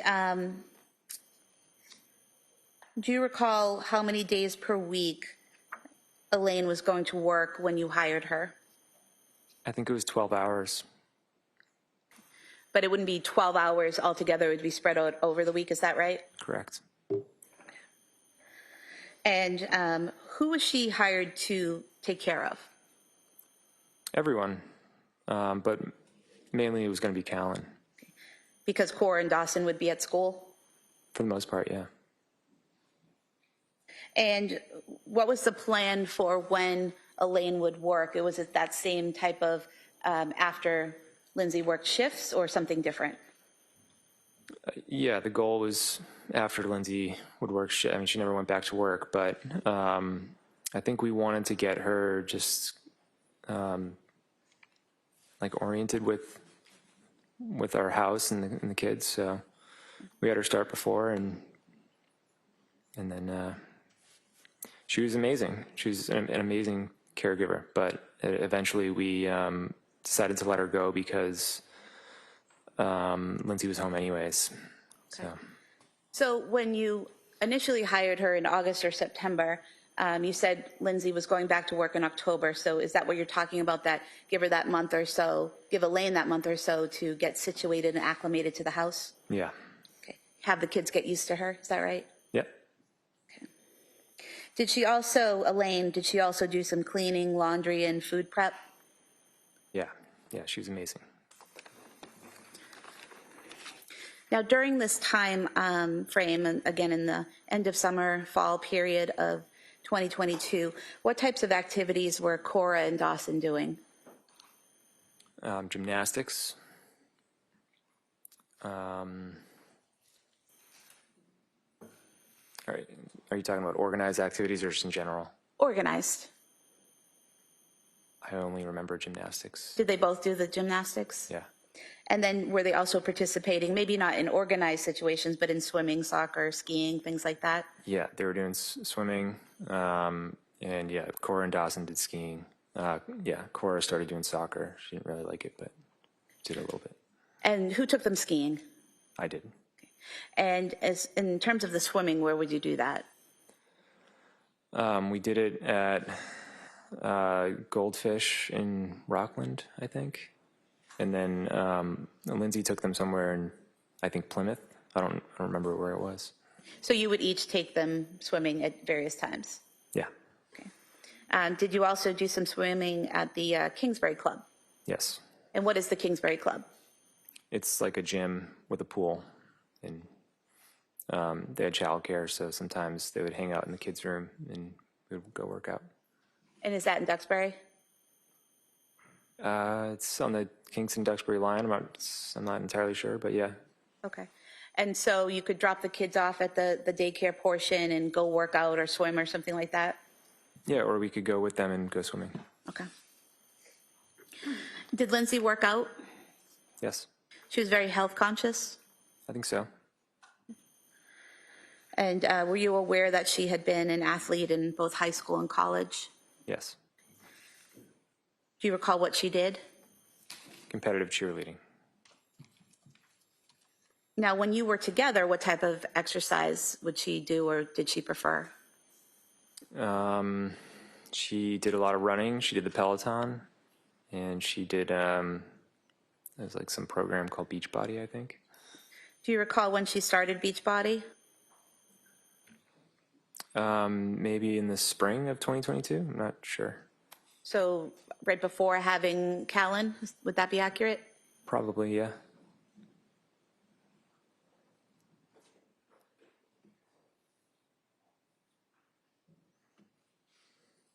When you returned to work, and you said that was in August, correct? Yes. What was the defendant's demeanor when you returned to work? Increased anxiety and definitely, stressed out. Do you recall describing her as slightly stressed but in good spirits? Yeah. And when she was stressed out, when she was showing some anxiety, how did that manifest? I don't really know how to describe it. I guess it's just any way you can tell that somebody's stressed out. And I don't know, she would say, I'm not looking forward to going back to work. I remember once she said it's just so unnatural to be separated from your newborn, stuff like that. So she didn't want to go back to work? Is that what you're saying? I think she did. It was just a really difficult transition for her. And do you recall attending a wedding on September 17th, 2022? Yeah, And where was that wedding? New Hampshire. Was it just you and Lindsay that went, or did the whole family go? We brought Callan. And when you were at that wedding, do you recall having a conversation with Lindsay about medication? Yes. What did she say to you? We were walking downtown, and she said, I think I'm going to start taking Zoloft. And did she tell you why she wanted to start taking Zoloft? She said, I think it's really going to help with my anxiety and with going back to work. And did she tell you how she was going to go about getting Zoloft? Yeah, I asked her, how are you going to get Zoloft? It's a prescription. And she said, usually just ask the doctor and they'll give it to you. And did she tell you that she was going to see a psychiatrist? Yeah, I believe so. And when she did that, did she tell you who she was going to see? No. Did you eventually learn the name of the person who she went to see? Months later, yeah. Okay. And who was that? Jennifer Tufts. Okay. And did Lindsay tell you when she started seeing Dr. Jennifer Tufts? No. Did you learn, or strike that, did Lindsay tell you when she received the medication and when she started it? No. I mean, I should correct that. It's not exactly. Well, let me just ask a question first. Sure. Did you have a conversation with Lindsay about the medication she was on? Eventually, yeah, but I didn't know the start date. Okay. And so when did this conversation take place, this eventual conversation? Probably the end of October. Okay. And at that point, what did Lindsay tell you about the medication and how she was taking it? I don't remember exactly, but I learned that she was taking the Zoloft, and I don't remember really too much about it after that. She was just taking it, and we were seeing how it went. And did you notice any changes in her physically during that time frame that she was on it and you weren't aware she was on it? At the time, no, I don't think I did. And did you notice any changes in her emotionally during that time when she was on it, but you weren't aware she was on it? Yeah, she wasn't really improving. She just kind of seemed to be gradually becoming more in like a depressed state. And how was that manifesting? What were you noticing? It was just small things. I was planning a trip with Cora to San Francisco, and she was nervous about us going. And I remember we went to a Halloween event, and just leading up to it, I remember it just kind of seemed like she didn't want to go for some reason. Okay. Now, do you recall learning that she had actually obtained the prescription the day before she told you she was going to ask for the prescription? I did later learn that, yeah. So she's telling you at the wedding that she is going to ask to take this medication and going to see a psychiatrist to get on that medication, but she actually already had the prescription. Is that correct? Correct. I don't think she started taking it yet, but she already had it. Okay.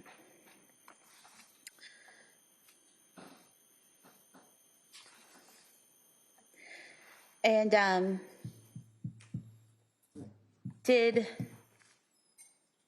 Lindsay tell you how long she took the medication for? She may have. I don't remember the exact time frame. I just remember she took it for a period of time, and then her sleep started to suffer, so she stopped taking it. And did she tell you whether or not she spoke to her provider, her doctor, about the troubles she was having? I believe so, yeah. Okay. And did Lindsay tell you that she was advised to double the dose of the Zoloft? She may have. I don't remember. Page 31. You could look at lines 20 to 22, and then just look up when you're Sure. finished.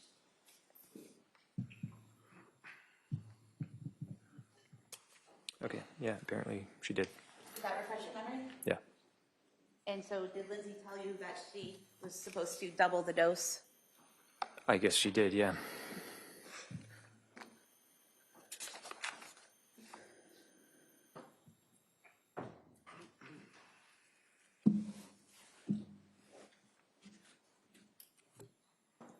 Did you notice any changes in her sleep during that time when she was on the medication, but you weren't aware she was on it? Eventually, yeah. When was that? I don't remember the exact dates, but she just, one night she said, do you mind, she started it by saying, I'm not mad or anything, but do you mind sleeping in the basement? And letting me just sleep in our room with Callan, and then you can take the monitors down in the basement, and if Cora and Dawson get up, you can get up with them. She said, I've just been having a lot of trouble sleeping, and I'm hoping that, like, if there's less in and out, then there'll be less disruption. Okay. Had you noticed prior to her telling you this that she was up a lot or having trouble sleeping, like physically seeing her awake? No, not that I recall. And did you in fact start sleeping in the basement for a period of time? I think I did it for like 2 nights, and then she actually went down in the basement. Okay, so then you went back up to your bedroom to sleep, is that correct? Yeah. And how long did Lindsay sleep in the basement for after that? Maybe a couple weeks. And so during that time frame, was she telling you that she was still having trouble sleeping? Yes. But you weren't actually down there watching her sleep. You're getting this information from her, correct? Correct.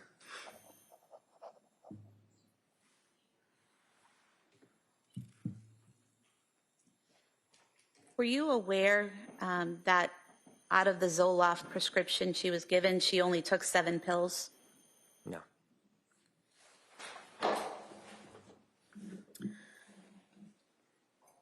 After you had the conversation with Lindsay where she said she was going to double the dose of Zoloft, did you notice any difference in her demeanor or behavior?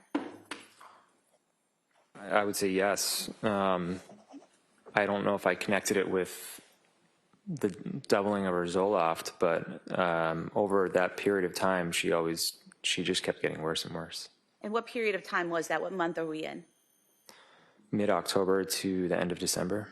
Okay, so she got the prescription in September, started taking it in October, took 7 pills, but was having difficulty in December. Is that what you're saying? Yes. From this medication? Yep.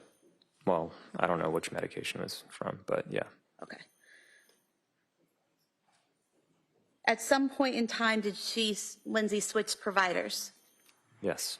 And why did she do that? Because whatever she was doing with Jennifer Tufts, it wasn't working. She was only getting worse. And she thought that it would be better if she worked with, I guess, more of like a perinatal psychiatrist. And did she get a referral or a recommendation of where to go? I think so, yeah. Do you know who gave her that recommendation? It might have been my mother. And your mother's a nurse at South Shore Hospital, correct? Yeah. Does she also do labor and delivery work? Yes. Okay. And so do you know which provider or which office she recommended? Yeah, her name is Julie Paul. And was she at the South Shore Perinatal Clinic? Something like that, yeah. Okay. And do you know when that was? I don't know the dates on that.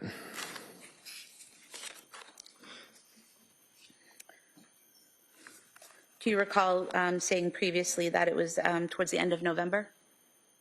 Yeah, that sounds accurate, yeah. Okay. And you said she initially saw someone named Julie Paul, is that correct? Correct. Okay. And do you know how long she saw Julie Paul at that facility? I think it was only 4 or 5 days. And were you aware that Julie Paul left that office? Yes. And do you know who Lindsay saw after Julie Paul? Rebecca Gelata. And was Rebecca Gelata a nurse practitioner? Yes. Were you aware that she also saw a licensed social worker therapist named Letitia Dukes while she was at the South Shore Perinatal Clinic? I don't recall Letitia Dukes, but it's possible. So Lindsay never told you that she had therapy sessions with a person named Letitia Dukes during that time frame? I don't remember any therapy sessions now. Okay. After switching to Julie Paul and then Rebecca Gelata, did Lindsay start coming home with different prescription bottles? Yes. Okay. And were some of these medications that she came home with, were some of them during the time she was with Dr. Tufts? I think some of them were, yeah. And some of them were while she was with Julie Paul, is that correct? Correct. And then some while she was with nurse practitioner Gelata, is that correct? Yes. Okay. And would it be accurate to state that you provided the district attorney's office with a printout from CVS Pharmacy of all the prescriptions that were filled for Lindsay from September through January, September 2022 through January of 2023? Yes. Any objection? No, of course not. I'd ask for it to be admitted as Sure, one. yeah. In members of the jury, one of the things I forgot to tell you is anything that's entered as an exhibit, you'll have with you in the deliberating room when you're deliberating. So you'll have a chance to go over that as well. So you'll have anything that's marked as an exhibit. Okay? Thank you. Now, while she was taking these medications, the various pills, were you always with her, watching and monitoring exactly what she took? Not always, no. Sometimes you'd see it, sometimes you wouldn't? Yeah. Directing your attention to February 6th, 2023, did you go to the district attorney's office and, or have your attorney go there and provide a bag of prescription medication that had belonged to Lindsay? Yeah. I think the police took a bag of prescription medications that night, the night my kids passed away. And then there was a bag that I had in my truck that I was supposed to, nurse practitioner Gelada said you can bring them to like a police station, they get rid of them for you. But I never got around to it. And where had you stored those in your truck? In the center console, it's like underneath the center console that opens. You have one of those center consoles that open up, but then there's another larger Correct. compartment below it? Yeah. So was it your plan to bring these to a location where they could be properly disposed? Yeah, I didn't want to just throw them in the trash, so. And these were all medications that had been prescribed in the past to Lindsay, but she was no longer taking, correct? Right.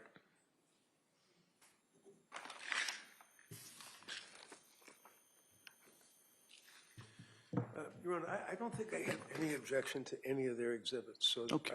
she doesn't have to keep showing it to me, that's All right. fine. So I'll assume if you do have an objection, just Sure. rise, let me know. Okay, thank you.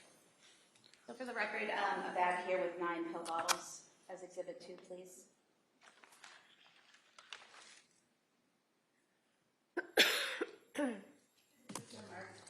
Thank you.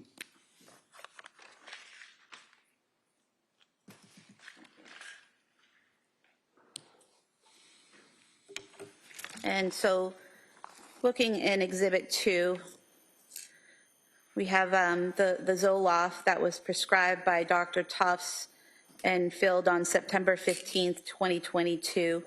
And I think I asked you earlier, you weren't aware that only 7 pills were taken out of this, correct? That's correct. Okay. And then there's another prescription in here for Ativan that was filled on October 26, 2022. Were you aware that only 6 pills were taken out of that bottle? Can you say the date again? October 26, 2022. And how many did it start with? Let's see.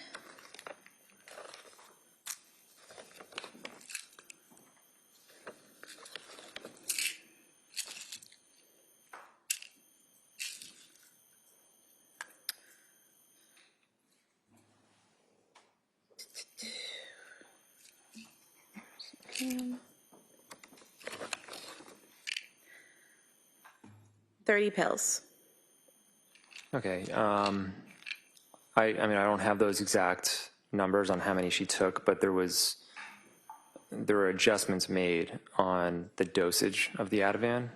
So that aligns with But the question was, were you aware that only 6 pills were taken out of this prescription? No, but I think the context is important. Okay. Were you aware that there was a prescription for buspirone or Buspar filled on October 26, 2022, in which only 2 pills were taken out of the 30 that were prescribed?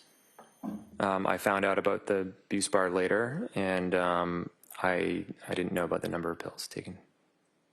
And then were you aware that there was a prescription for hydroxyzine, prescription filled on October 26, 2022, for 30 pills, and that only 3 pills were taken out of this bottle? Which Hydroxyzine? Yeah, what is that? I believe it's in some type of, similar to an antihistamine, like Benadryl or something like that. Oh, okay. I don't really recall much about that drug. Okay. And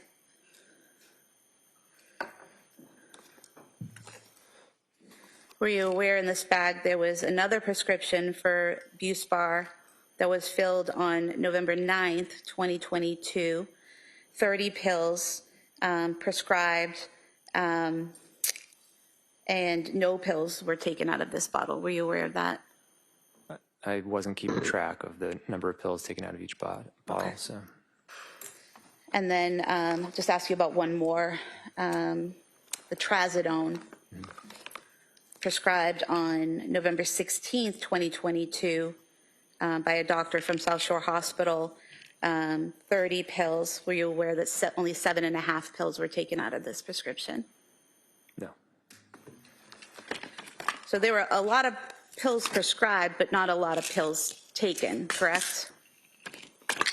Is that comprehensive of all the pills that were prescribed? These are the pills that you brought into the police station. So out of these, Out of those, yeah, it's possible that not a lot were taken.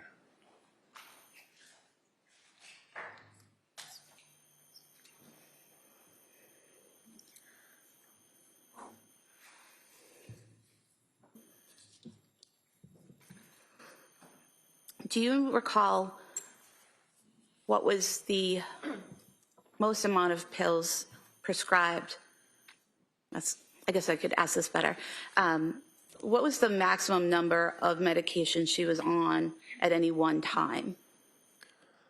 I want to say 3 or 4. Okay. Would it surprise you to know that she, at any given time, the most she was prescribed was 3, but most of the time it was 2 medications that she was prescribed at any given time? It wouldn't be terribly surprising, no. Now, on November 16th, 2022, did Lindsay visit South Shore Hospital? Yes. Okay. And why did she go to the South Shore Hospital that day? I believe that day it was because she basically went 48 hours without sleeping. And was she having heart palpitations? I think so, yeah. Were you aware that she had taken a weed gummy that day? I don't recall. And are you aware that she didn't tell medical staff at the hospital when describing her symptoms and her medication that she left out that she had used marijuana? I wasn't with her, so I don't know what she talked about at the hospital. So she drove herself to the hospital? She did. And she drove herself home from the hospital then, is that Yeah. correct? Now, during this time frame between September and November of 2022, are you still participating in activities as a family? Between November and December? Between September and November? Yeah. Okay. And what types of things were you doing? We celebrated Halloween. I don't really remember what else, but I think we were doing things regularly. Do you recall going to an event with food trucks?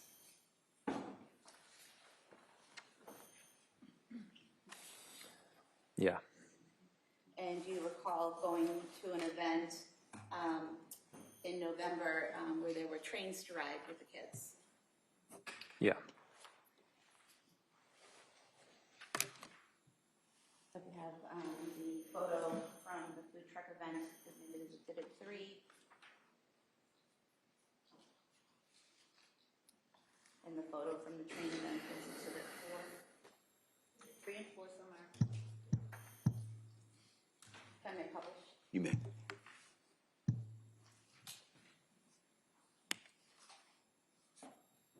So Exhibit 3 is this Lindsay, Cora, and Callan at that event.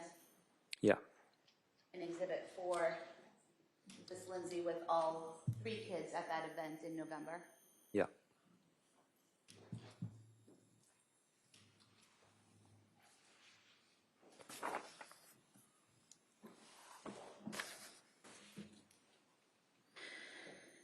Did you have plans for Thanksgiving that year?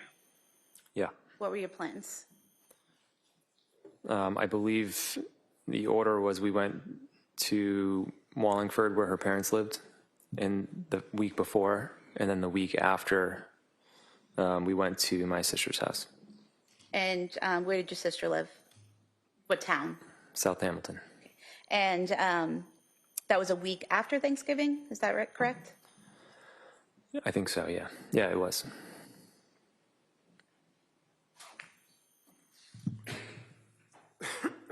And is this a photo from Thanksgiving at your sister's house? Yes. I could have this photo marked as Exhibit 5, I believe. All right, that may be marked. Just 5.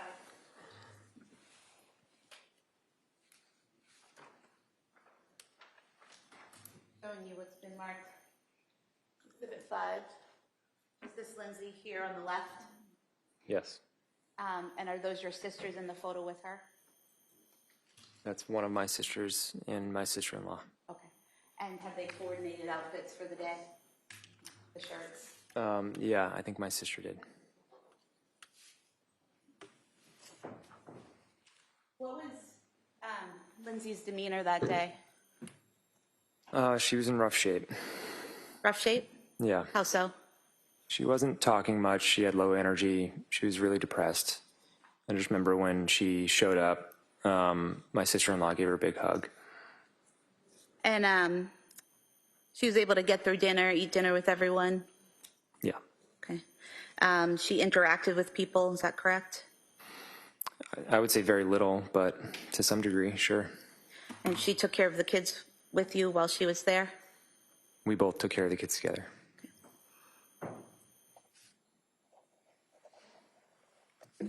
You mentioned earlier that your wedding anniversary is in December, is that correct? Yeah. Do you recall going out for your anniversary on December 3rd, 2022, going into Boston? No, we didn't go out. You don't recall arranging for a massage for Lindsay and then going to the Omni Parker House and going out to dinner that night? No, December 3rd, 2022, we stayed home. You stayed home, okay.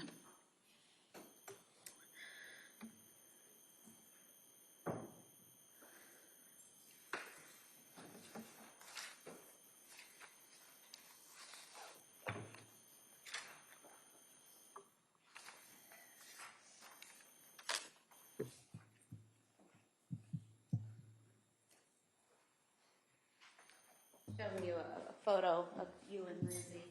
Do you recognize this photo? Yeah. And when was that taken? I'm not really sure. It wasn't taken on December 3rd when you were out celebrating your anniversary? In 2022? Yes. No.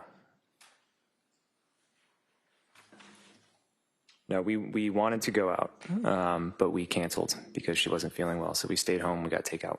Okay. Did you also, on November 26th, 2022, go out as a family to get a Christmas tree? Yes. Well, probably. I don't know.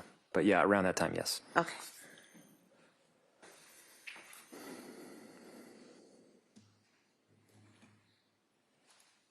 Showing you two photos. Are these from that day when you got the Christmas tree? Yeah, that looks accurate.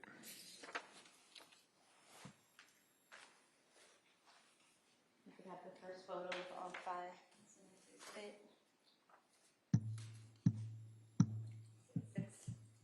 And then the second one is Exhibit 7.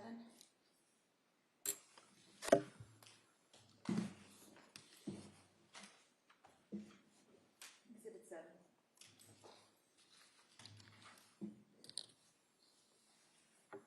Showing you Exhibit 6. This is all of you at the tree farm. Yeah. And Exhibit 7, those are the kids. Yes.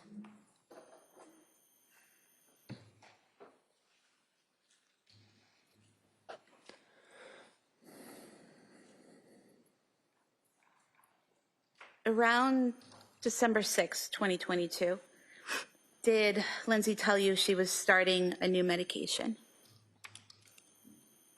I don't remember specifically.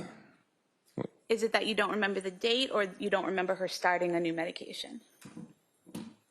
I'm not sure. Do you remember Lindsay telling you at some point she was starting the medication Seroquel? Yes. Do you remember around what time frame that was? I thought it was before December 6th. Okay. And do you recall how she was physically after starting the Seroquel? Awful. How so? That was really where her big spiral started. She started to lose a lot of weight, and she became very depressed, and she was having a really hard time. And did she describe to you some thoughts or feelings that she was having at that time? Yeah, she started to say she was suicidal. And was that in December of 2022? I think so, yeah. And when she told you she was suicidal, did you ask her if she had a plan on how to kill herself? Yes. And what was her response? She said no. And did she ever mention a specific way or plan she had to kill herself to you? No. And at some point in time, did she tell you that this was the first time she had had suicidal thoughts? I don't know if she mentioned it was the first time or not. I just remember her saying she had them. Had you ever heard her say that to you before, that she was having suicidal thoughts? No. Did you own at that time a Surface Pro, a type of tablet that works as a laptop? Yeah. And who had access to that laptop? We both did. Okay. You and Lindsay? Yeah. And going back to August 22nd, 2022, did you click on a link on that Surface Pro that was titled Methods of Suicide? Not that I recall. And August 22nd, 2022, that was before Lindsay had been on any medications, as far as you know, correct? Correct.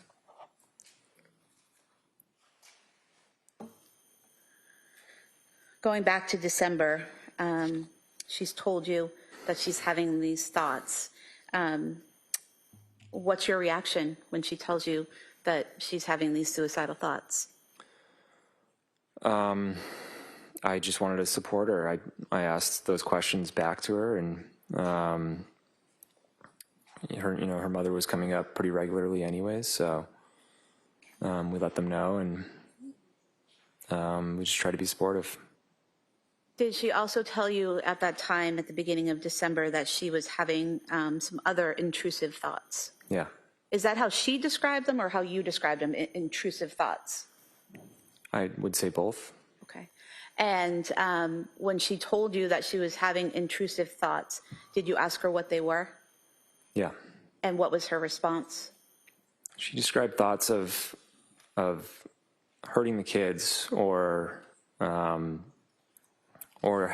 them having some sort of ailment.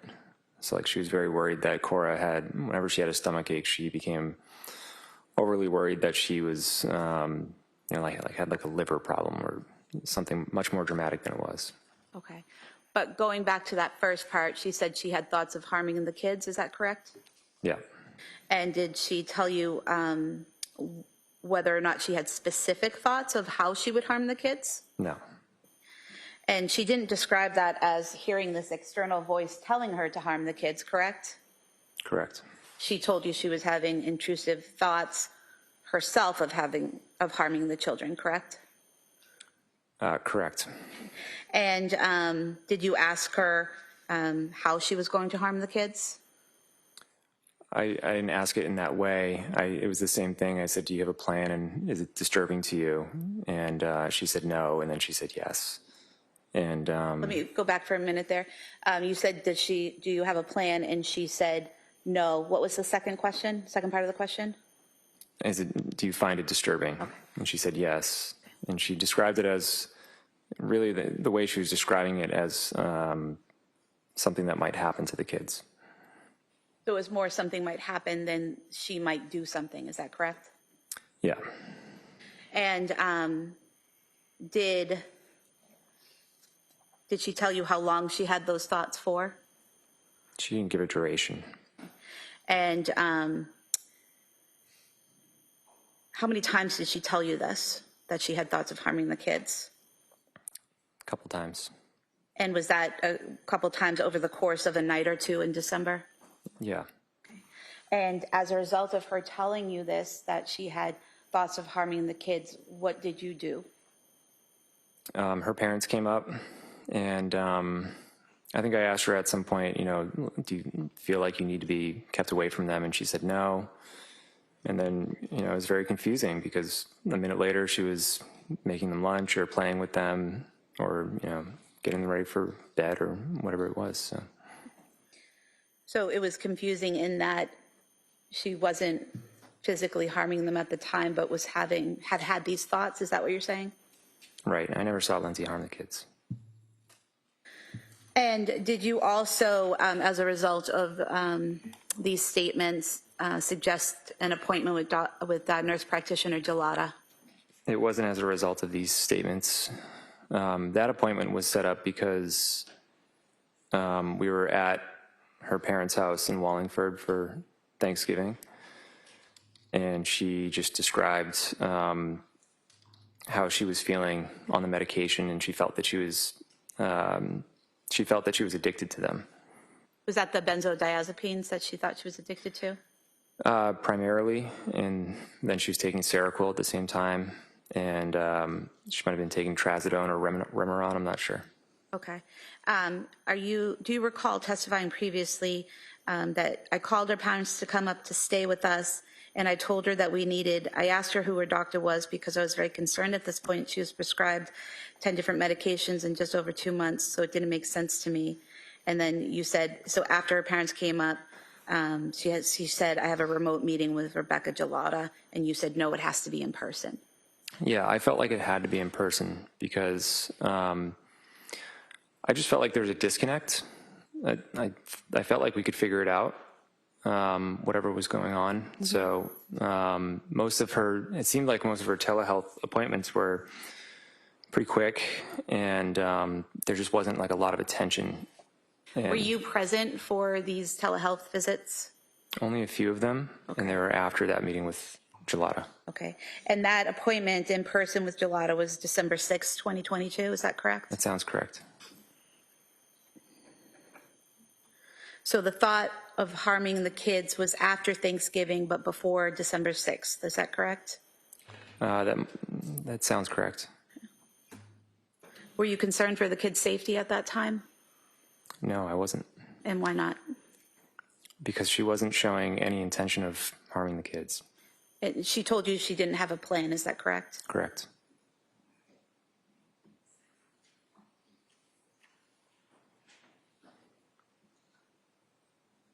Now, directing your attention to December 15th, 2022, did Lindsay go to Mass General Hospital to the emergency department that day? Yeah.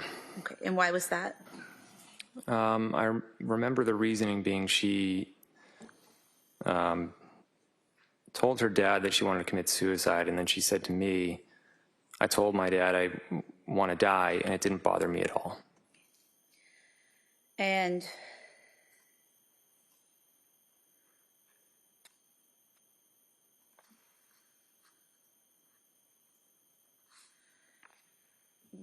as a result of those statements, you brought her, or did she bring herself to Mass General? I think I brought her that time. And at Mass General, she saw medical staff, correct? Yeah. Okay. And did they recommend to her some type of admission to McLean Hospital? I remember there was one doctor who was in favor of that, and there were two others who were more in favor of a day program. Okay. And did they give you information about a specific day program? Yeah, it was women and infants in Providence. And at that time, when Lindsay was saying that she was suicidal, was she asked if she had a plan? By the doctors? Or by you? I was always checking in with her, and she never told me that she had a plan. I'm not sure what the doctors asked her. Okay. And After being at Mass General on December 15th, did she go to Women and Infants Hospital in Rhode Island to attempt to get into their postpartum program? She was already in. She went in as scheduled. Okay, and, but she didn't remain in, correct? She was just there for a day? Correct. Okay. And did she go by herself? Did you go with her? I dropped her off, and then I took Dawson skiing. Okay. And at some point in time, did Lindsay reach out to you to say she wasn't staying at the program and to come pick her up? She actually said that the providers at that program suggested to her that she call me and have her come get picked up, and then that I should go in and meet with the providers. Okay. And then after you picked her up, she was no longer in the program at that point, correct? At Rhode Island Women and Children's, right? Well, we discussed it with the doctors, and their recommendation was that the program wasn't right for her. Right. And so you guys returned home, is that correct? Yes. Okay. And during this time frame in December, Lindsay's still working out at the Kingsbury Club, correct? That might be true. I don't recall exactly, but yeah.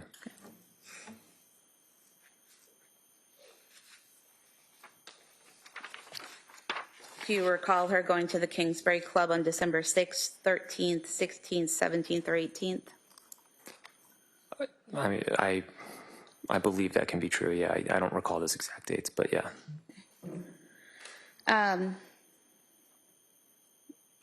At this time when she's saying that she's feeling suicidal, she's telling you she doesn't have a plan, correct? Mm-hmm. She's no longer saying she has any thoughts of harming the children, correct? Correct. She's still bringing the children to doctor's appointments during that time, right? Yeah. Do you recall her bringing Callan and Dawson to the doctors on December 2nd when they weren't feeling well? Yeah. And then she was able to call the doctor's office on December 27th and make an appointment for Callan and Cora when they weren't feeling well. Do you remember that? Yeah. Okay. And take them to the doctor, I believe with you, correct? Maybe. I don't know. And then on December 30th, she was able to take Callan to the doctor that day as well and interact with the staff. Is that correct? Probably. Then you returned to Mass General Hospital, the emergency department, on December 31st. Is that correct? Yes. And why did you go back on the 31st? Because she was still talking about thoughts of suicide, and I was exhausted. I said, I think it's time to go to McLean, and we didn't have a diagnosis, so we just didn't really know what was wrong. And I think for me, I was hoping that McLean could really evaluate her and try to figure out the best path forward. Okay, so the path to getting to McLean was to go to the emergency department at Mass General and be referred to McLean. Is that correct? Yes.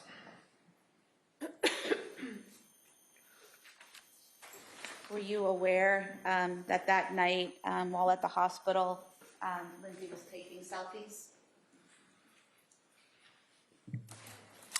No.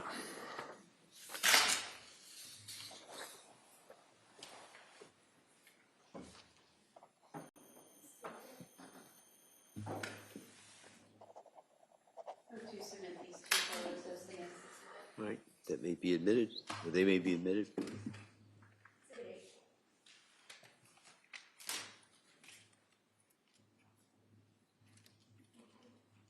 Can you exhibit me taking a selfie at the hospital, is that correct? Are you asking me? Yes. Yeah, I can see that. Yeah. And then the second page is just her legs in the doorway, is that correct? Yep.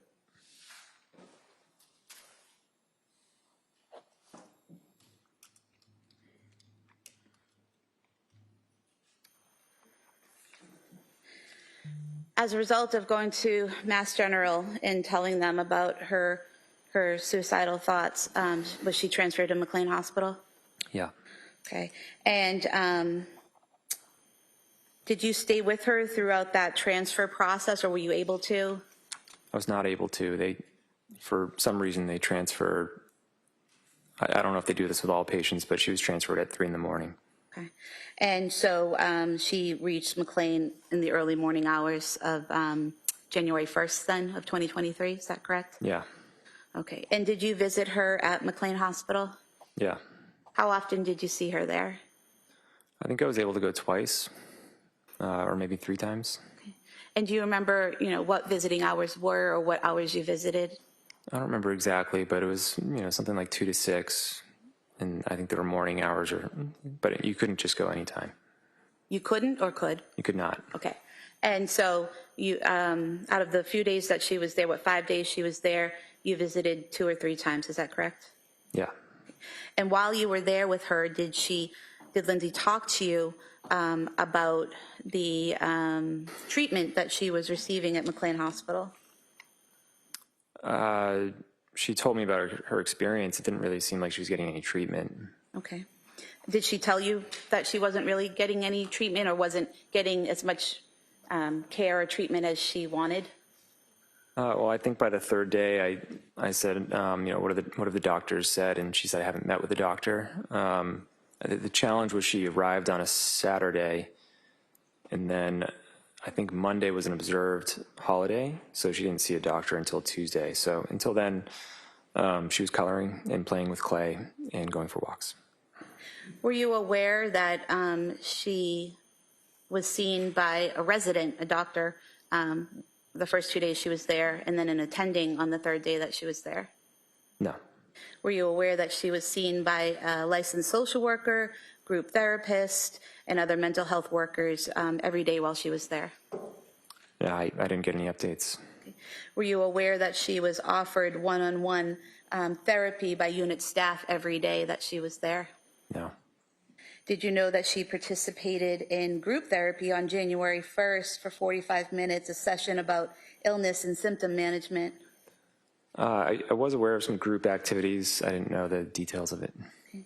And were you aware that she participated in 2 group therapy sessions, one for 45 minutes and one for 50 minutes, one on self-compassion and one on illness and symptom management on January 3rd? I wasn't aware of the subject of any of the meetings now. Were you aware that she declined further group therapy and treatment in the afternoon of January 3rd? No. Were you aware that on January 4th she participated in a group for 40 minutes called medication management? No. Were you aware that she participated in a group on January 5th on expressive therapy for 45 minutes? No. And were you aware that she declined further treatment 2 times on January 5th, one to attend group therapy and one to attend a session on cognitive behavioral processes? No. Were you aware that Lindsay asked the doctors to be discharged on the 6th, Friday the 6th, because she wanted to go to Cora's birthday party on the 7th? Not that I recall.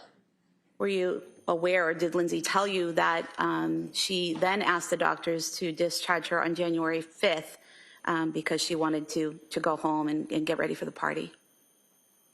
I wasn't aware of Lindsay asking the doctors to be discharged. Okay.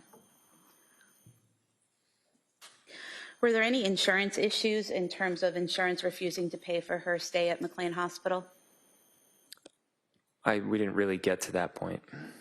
You weren't advised by the social worker or any staff there that there were any issues with your insurance, is that correct?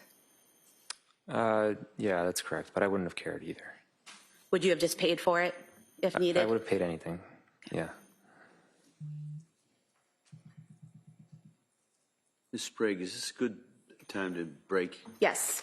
All right, so members of the jury, we're going to break for the afternoon recess, and we'll see you back here about 2 o'clock, okay? Court, all rise. Close your notebooks, place them on your chairs.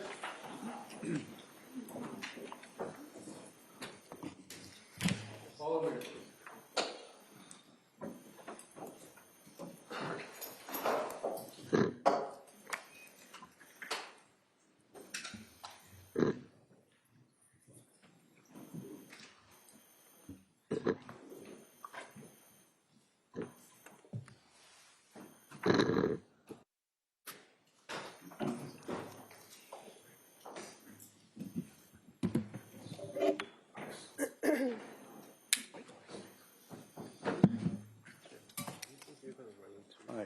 Council, anything we need to address before the break? No, Your Honor. All right, so we'll see everybody about 2 o'clock. Thank you.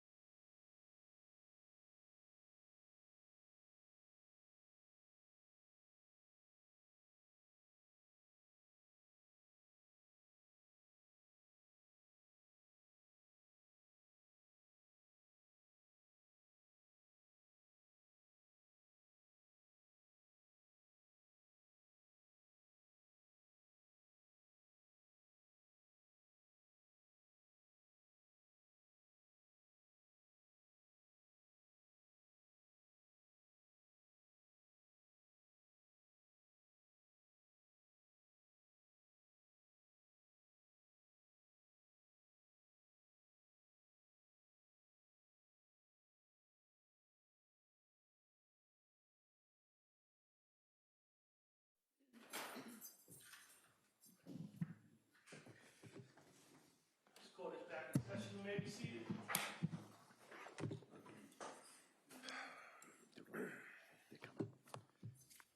All right. Anything we need to talk about before we bring the jury in? No, Your Honor. Did you want the witness on the stand now or after? Well, if we've got a couple of seconds, the jurors are coming in right now. If you want to have them take the stand, that's fine.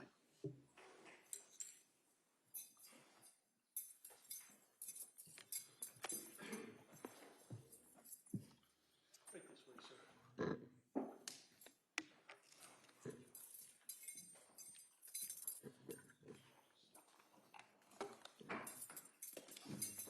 Nancy, you do appreciate you're still on the road. Thank you. You can be seated.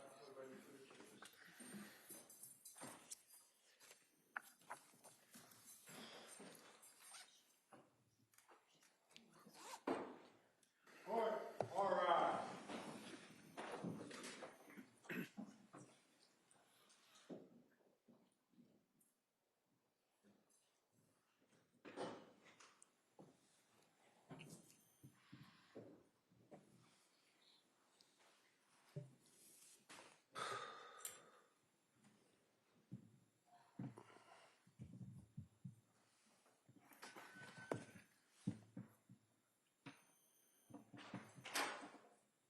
This court's now in session. Please be seated.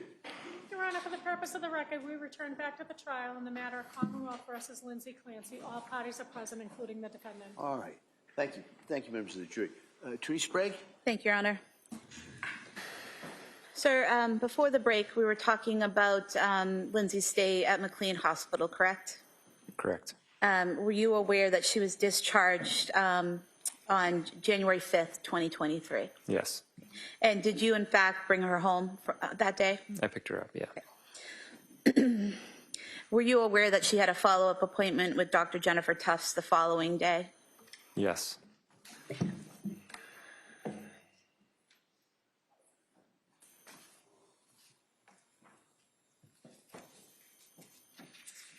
I want to show you some photos here of the children and just ask if this is a fair and accurate depiction of how they looked in January of 2023.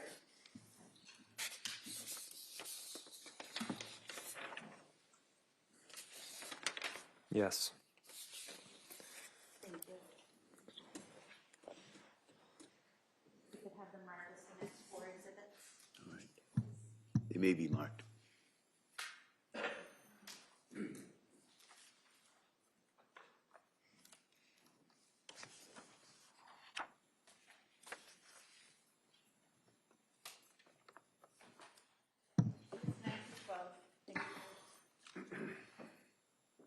Sir, showing you exhibit 9. This is Cora, correct? Yes. Can you tell us a little bit about what Cora was like in January of 2023, what her interests were? Your Honor, I'm going to object at this point. Counsel, can I see it sidebar?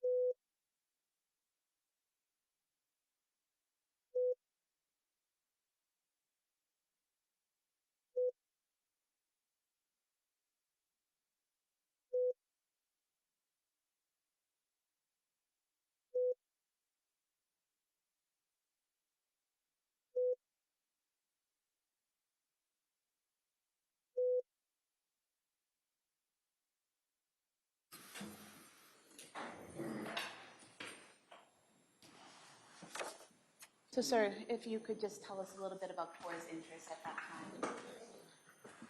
time. Cora was into princesses.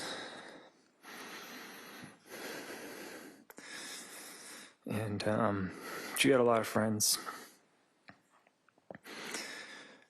And she just liked taking care of people. And showing you exhibit 10, Dawson, correct? Yes. What kind of things was Dawson interested in 2023? Using the firefighters and trucks. And he liked Paw Patrol. Exhibit 11, Alan. He's only 8 months old, correct? Correct. Did he have any interest or He was just a happy baby. baby? And then just showing you briefly Exhibit 12.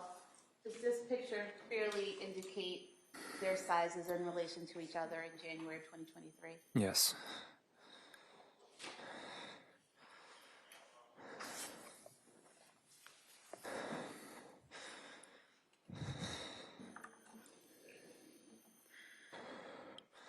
After Lindsay was released from McLean Hospital, was there a birthday party for Cora on January 7th, 2023?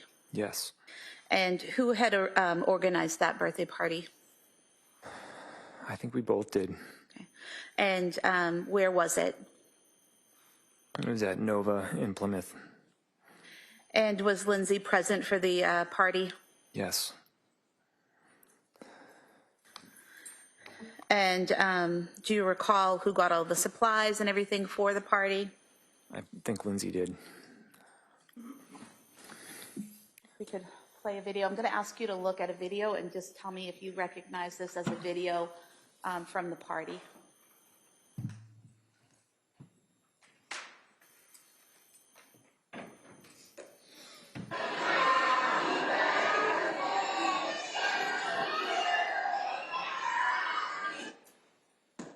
Or was that from the party? Yeah.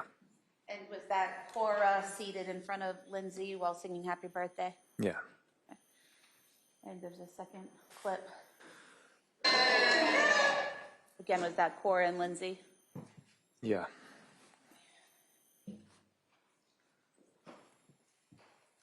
Hope to have the birthday videos as the next exhibit. That may be admitted. 13 so far.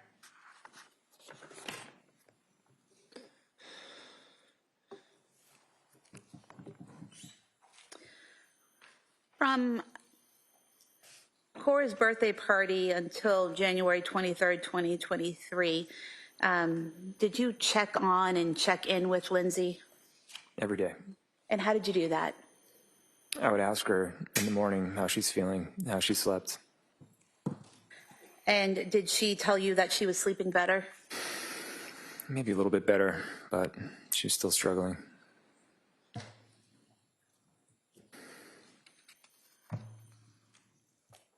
And did you ask her during that time if she had suicidal thoughts? Yeah. And what was her response? She told me no. She told you what? She said no. No.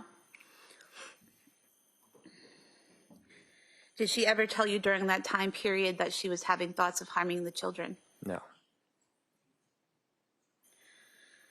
Did you as a family go to the Museum of Science on January 8th, 2023? Yes. Was the defendant able to participate in activities with the children while at the museum on January 8th? Yes.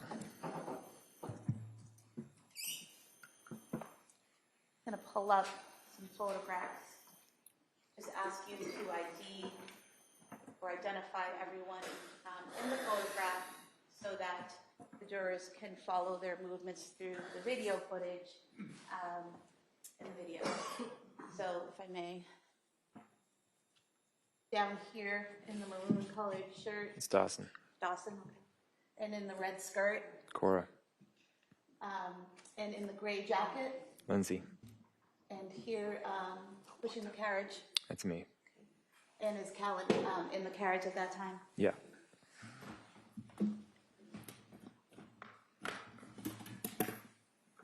And permission to play the video, Your Can Honor? I see you again, sidebar?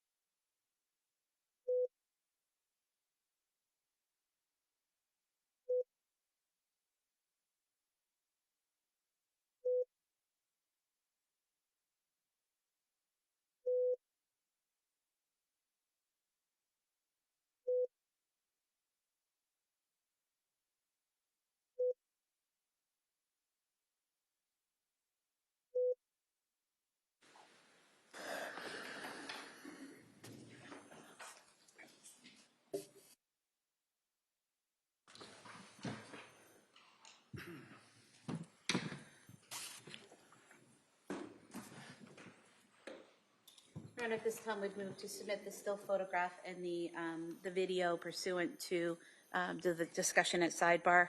I'd move to submit the full video in as one exhibit for identification and the timeline video as the exhibit. Timeline. You could submit a copy of that later? No, there's the full video that was provided by the Museum Right. of Science, and then there's a timeline that was created following the family through the museum. And you can get snippets from this video. Okay, that's fine. So for identification. Museum of Science video. Exhibit C, so marked.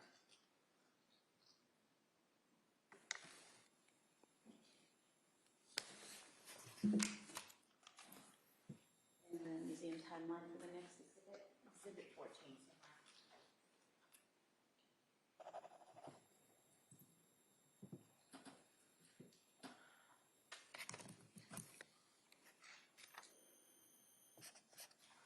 Sir, after going to the Museum of Science, well, let me go back to that for a moment.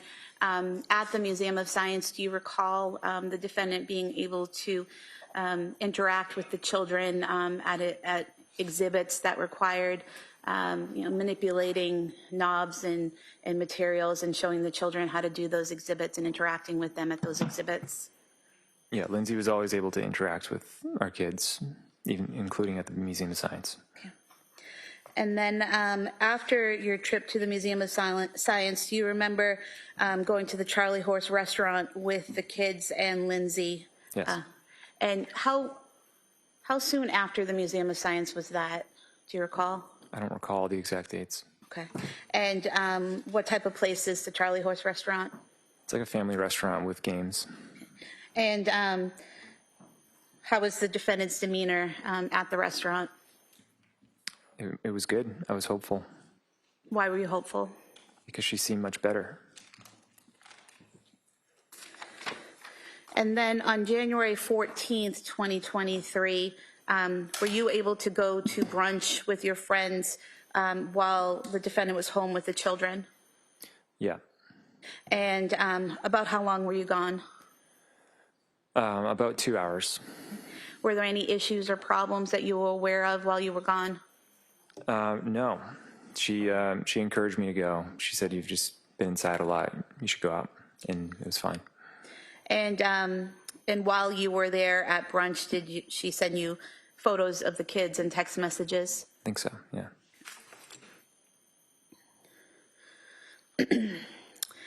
Direct your attention to January 15th, 2023. Did you and Lindsay and the kids go to the Cape Codder in Hyannis? Yeah. And was there a water park there? Yeah. And how was Lindsay's demeanor that day? It seemed pretty good. Was she able to interact with the children and participate in the activities? Yes. I could bring up photos. Again, I would just like you to look at the photos to point out who the individuals are in the photo. So here in the dark shorts with the white band on the top, It's me. and then in the bathing suit here with the It's ponytail, Cora. and then in the striped swimsuit at the bottom. It's Dawson.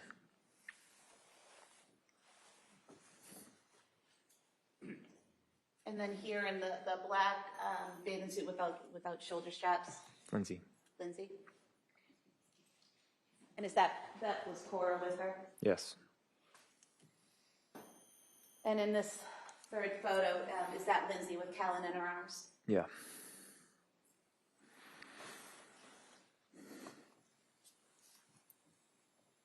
And that photo there, is that Dawson with the striped bathing suit? Yep. Yeah. We can go to the video with the court's permission. How long? I'm just going to go to certain clips. If we could start with from the beginning to 40 seconds in and play.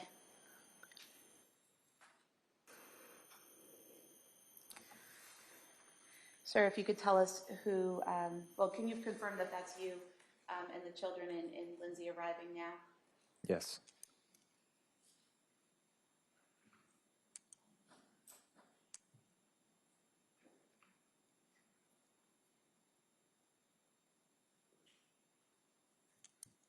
would that be Cora in the purple jacket with the pink boots? Yes. And Lindsay in the gray coat with the backpack? Yes.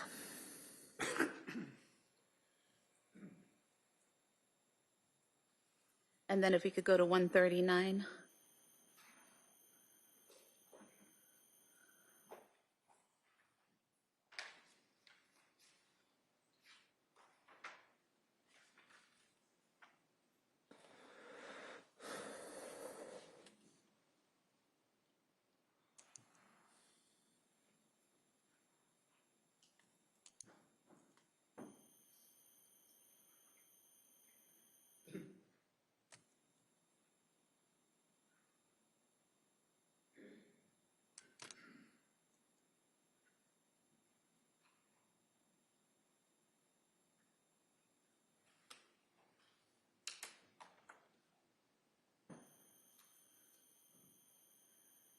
And during this time, are you waiting to check in and get your wristbands and all of that? Yeah.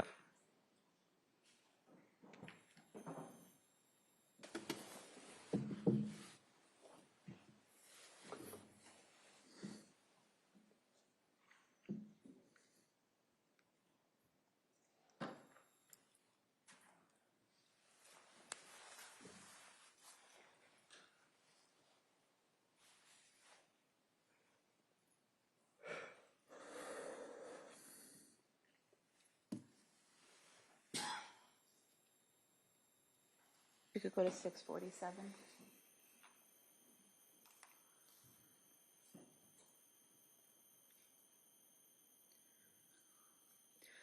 Do you recognize this play area? Yes. And did you and Lindsay and the children go over to this pirate ship area? Yep. Showing you here, is that Cora that just went down the slide? Yeah.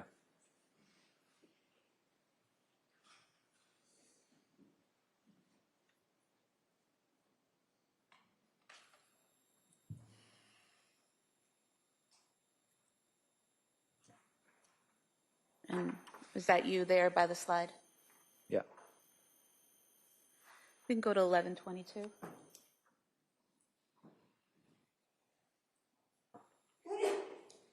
Let's see.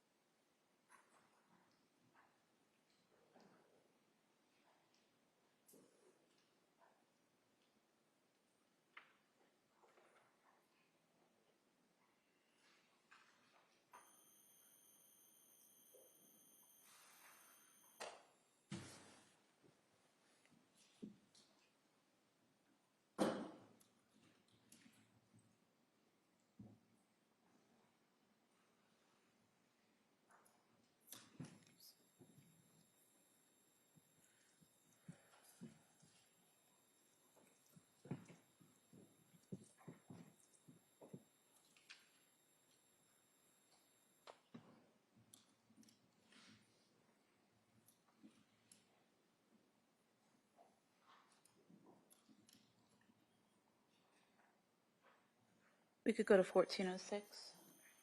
Oh.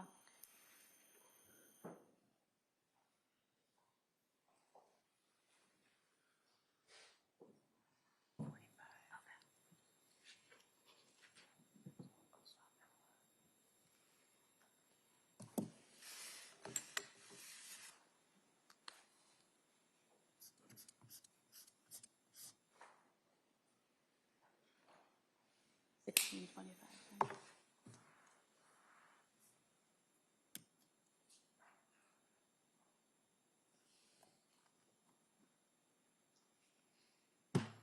Sir, here at 1625, that Cora and then Lindsay that go down the slide together? Yeah.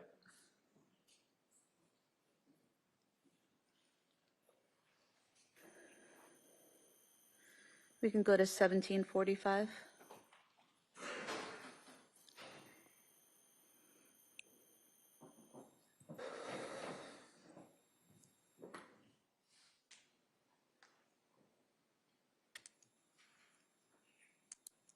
Got the same thing here.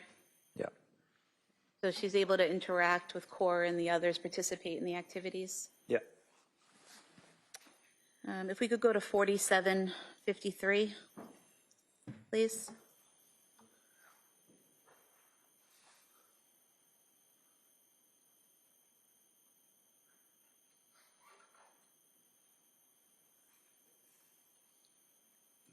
You're up in the corner here. Yeah. Is this you and Dawson and Cora entering the pool area? Yeah. Lindsay was with Callan at that time, correct? Yes. So you were comfortable with her being off in a separate area with Callan while you were with Cora and Dawson that day? Yeah. Okay. That's all, thank you. I move to submit the pod photos and timeline. Again, let me just see over here just briefly, just so I have that straight.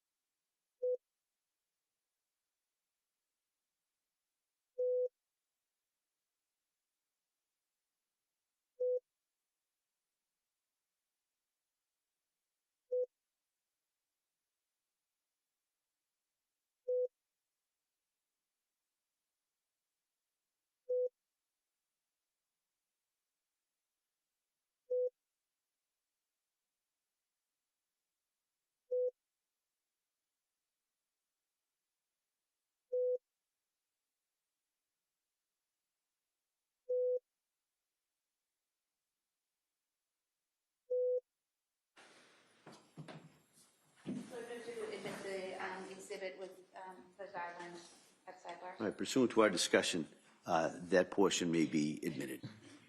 15 somewhere. What's that, 15? Okay, thank you. Sir, directing your attention now to January 16th, 2023. Did you go skiing that day? Yeah. And who did you go skiing with? Cora. And was it just the two of you? No, we went with another dad and his son, And who was that dad? Adam Schwebach. And was Lindsay home with Callan and Dawson that day when you went skiing with Cora? Yeah. Were there any issues or problems that you're aware of when she was home alone with the kids all day? No. And was she able to communicate with you throughout the day? Yeah. And how was that communication done? Texts. I might have called her. I'm not sure. And do you recall texting each other back and forth photos of you with Cora and the boys at home and what they were doing? Yeah. And so she was able to take those photographs and send them to you without any apparent problem, correct? Correct.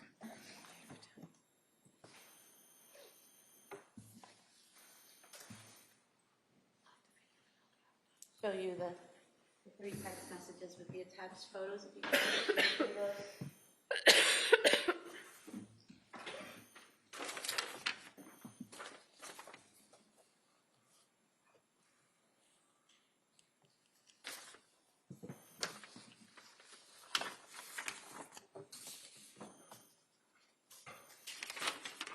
Yeah. Thank you. And sir, are these accurate copies of the text messages with the photos that were sent between yourself and the defendant on January 16th, 2023? Yes.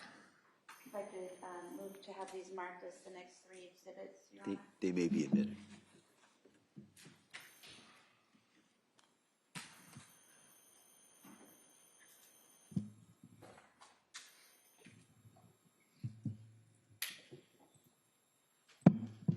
Exhibits 16, 17, and 18. Mark.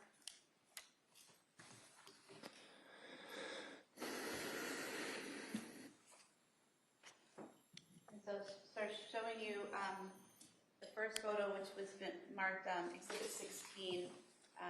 Did you start off the conversation by sending the photo of you and Cora skiing? Yeah. And showing you Exhibit 17, did Lindsay respond by taking and sending this photo of Dawson? Yeah. And then did she respond again, sending you a selfie she took of herself and Callan?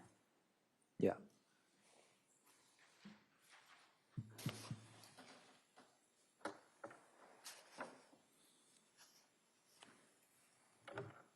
And you felt comfortable leaving Callan and Dawson home with her that day?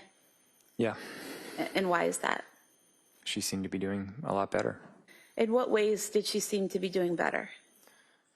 Her mood seemed better. She was more active, and she was able to partake in more things. She was also going to the gym during that time as well, correct? To the Kingsbury Club? That sounds right. Yeah.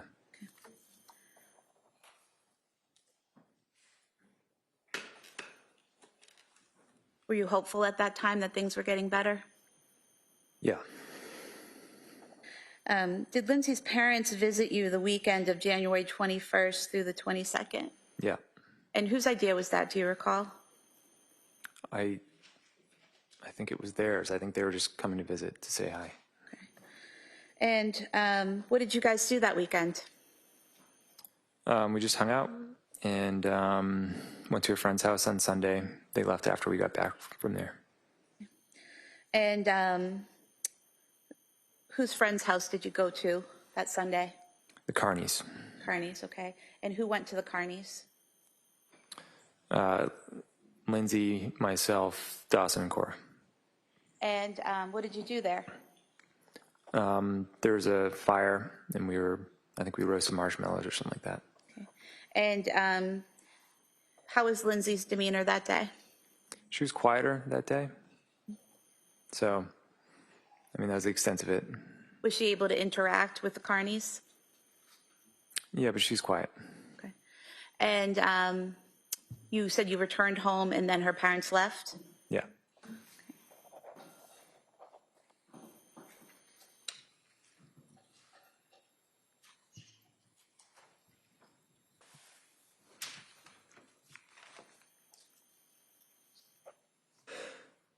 recall Lindsay and her mom taking a picture together that weekend? Yeah, Is that photo? yeah, that's it. You could have this marked as the next exhibit. That may be admitted. Exhibit 19.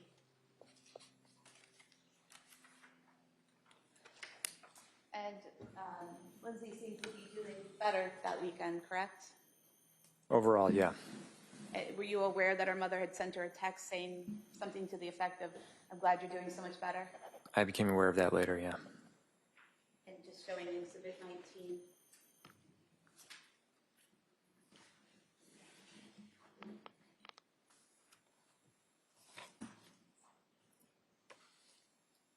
And I'm sorry, Your Honor, I didn't mark the still photo from the Museum of Science. If we could have that as the next exhibit. Sure.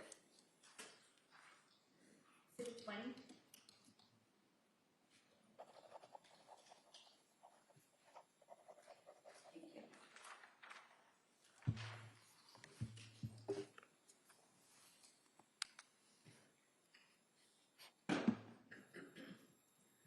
That Monday, after her parents had gone home to Connecticut, so Monday the 23rd of January, did Cora and Dawson go to school?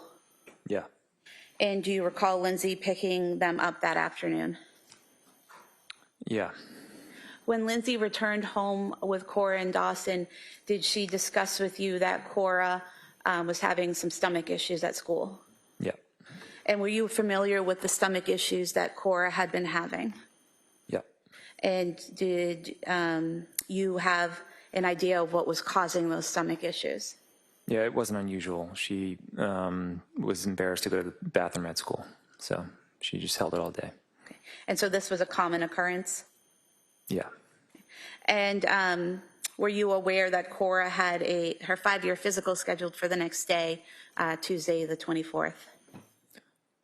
no, I didn't know that was already scheduled. I thought she called it in and set it up. So yeah, it's news to me. Okay. So would it have been Lindsay who would make those kinds of appointments, the physicals and all of that? She usually handled that. Yeah. Okay. And going to Tuesday, January 24th, 2023, were you working that day? I'm sorry, you said on the 24th? Yes, Tuesday Yeah. the 24th. Yeah. That morning was Cora's doctor's appointment at 8 a.m.? Yeah. And who took her to the doctor's appointment? Lindsay. And did anyone have to go with her, or did she drive herself and Cora there? It's just Lindsay and Cora. And you were home with the boys, is that right? Yeah. And while you're with the boys and Lindsay's with Cora at the doctor's, are you sending text messages and photos back and forth? Yeah. And why did you send a photo of Dawson to Lindsay that morning? Because he dressed himself completely for the first time. And he was excited about that? Yeah. And did she respond back with a photo of Cora?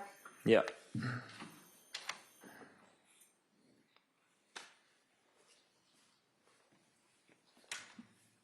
Are these the photos you sent back and forth? Yeah.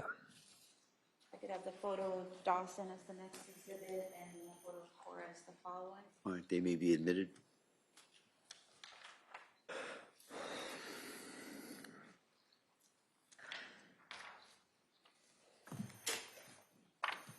Exhibit 21 and 22, Sonar. Publishing these. Exhibit 21 and exhibit 22.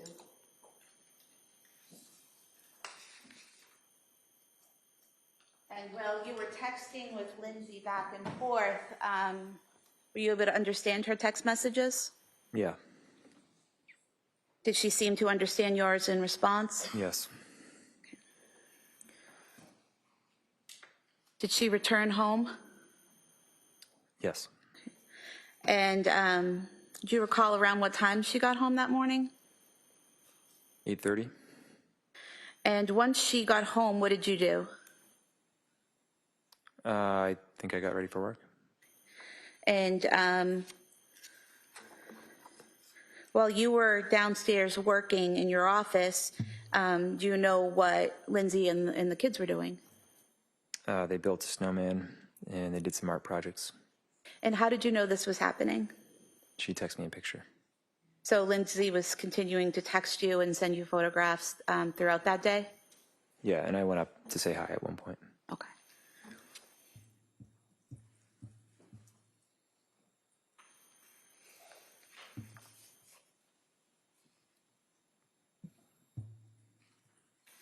First, I just want to show you the text messages back and forth.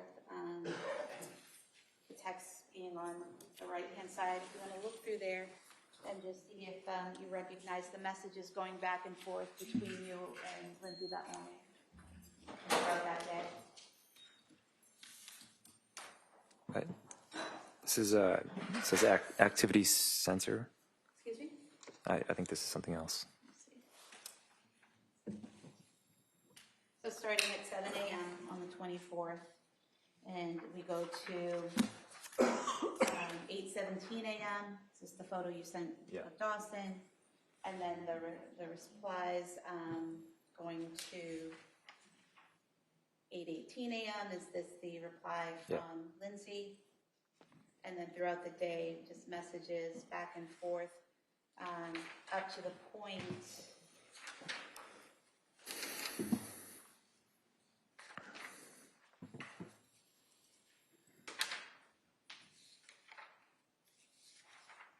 Page 940, where Lindsay's sending you the photos of the kids in the snow. Is that correct? Yeah. Okay. We could have the text messages marked as the next exhibit. All right, that may be admitted. Exhibit 23.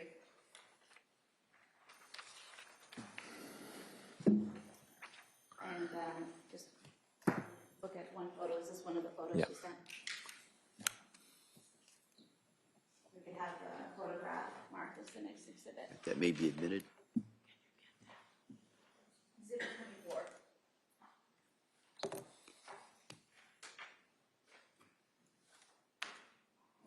How often do you think or do you remember going upstairs that day to interact with Lindsay and the kids? Once or twice. It was a busier day than usual. And when you did come up to interact with them, how was Lindsay's mood? She seemed happy. Happy? And how could you tell that? What was she doing? She was playing with the kids, and she seemed in a good mood. At any point during that day when you came up or while she's texting you, did she tell you she was having suicidal thoughts? No. Did she tell you she was having thoughts of harming the kids? No. Did she ask for help or anything that caused concern? No, she was having one of her best days. One of her best days? No.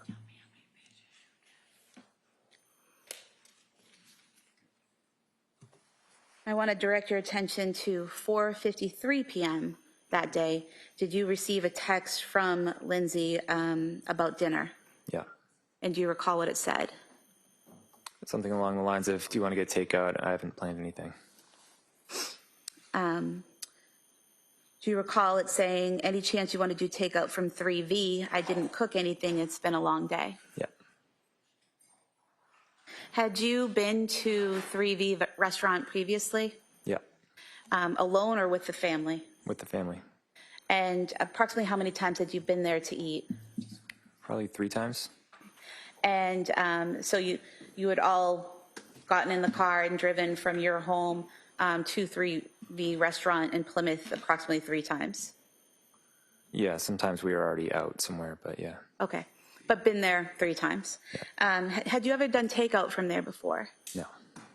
Where would you typically do takeout when you were going to do takeout at home? The Chestnut Grill. I think another one was West End Grill. Were those closer than 3V to your home? Yeah.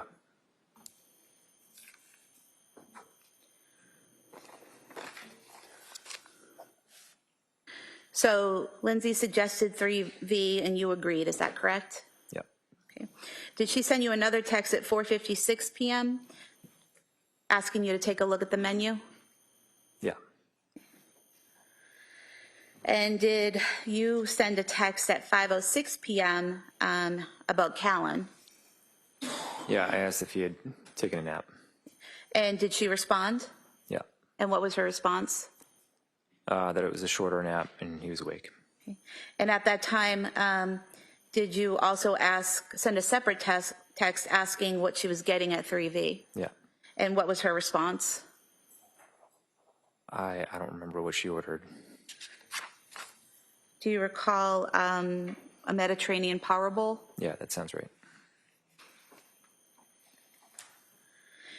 And did she ask you what you were getting? Yeah. And at 5:08 p.m., did you respond? Yeah. And what did you tell her?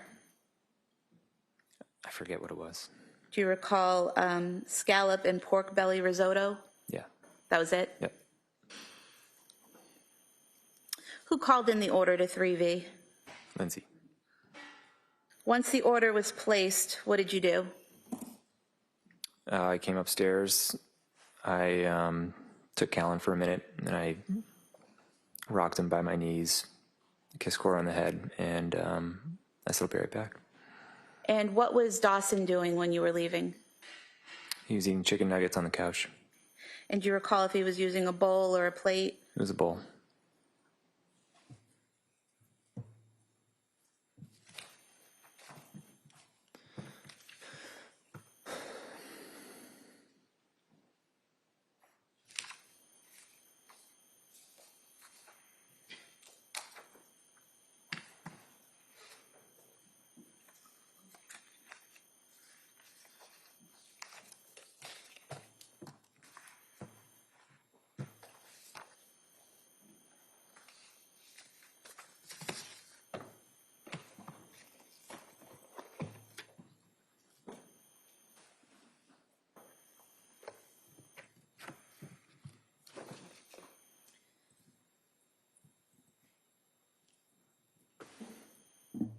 Do you remember what the defendant's, well, first of all, where was the defendant seated when you left the house, or was she seated?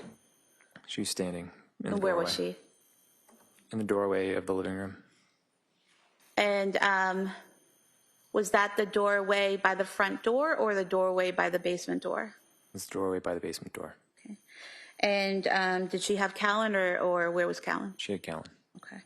And what was her demeanor? Normal. Counselor, could I see both sidebar here?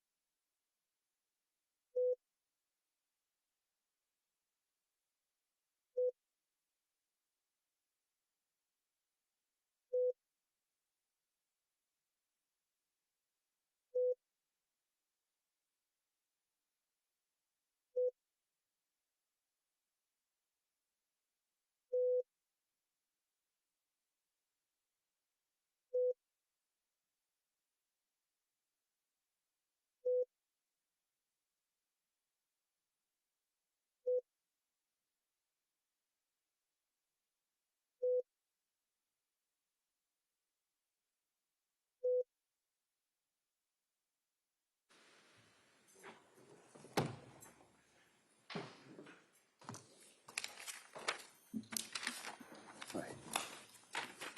Members of the jury, we're going to break at this point for the day, all right?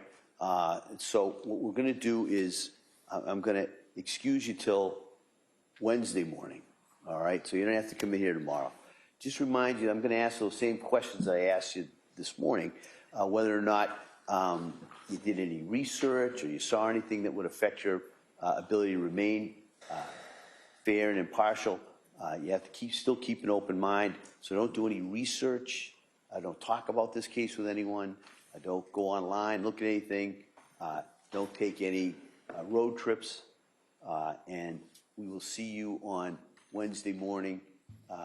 Same with the same instructions that you got from the officers in regards to that. So again, thank you so much for your time and your effort. and I'll see you on Wednesday. Okay? Court, all rise. Good, close the door, please, face on your chairs. Follow me.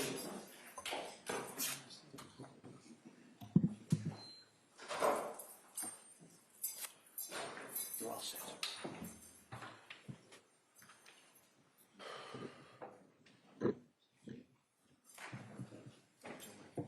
All right.